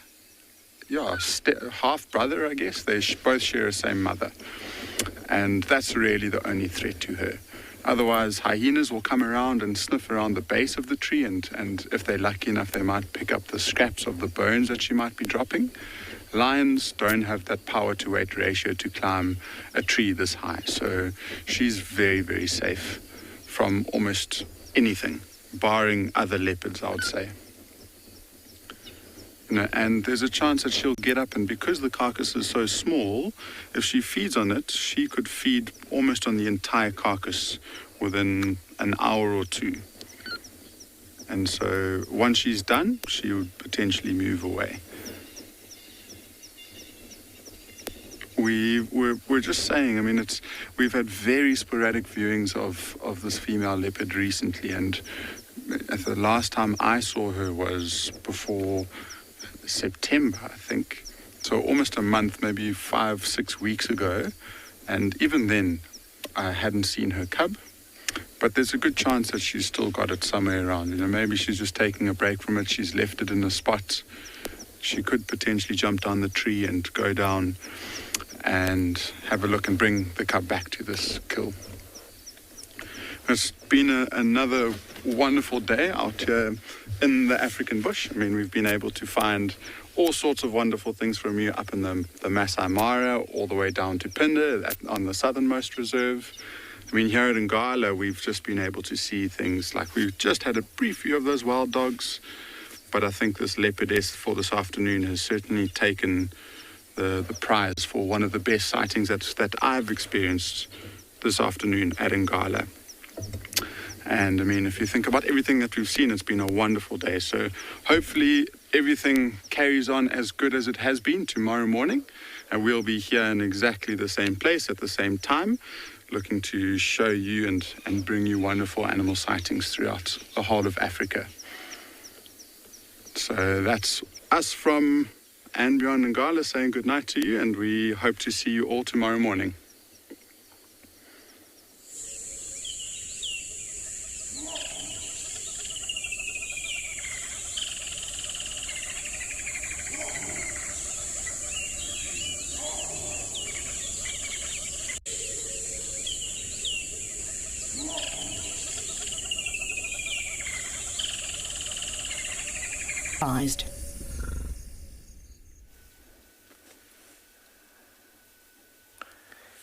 Greetings, and a very warm welcome in the Masai Mara of Kenya. We have some 2 lions talking here. My name is Tim, and welcome aboard to your very own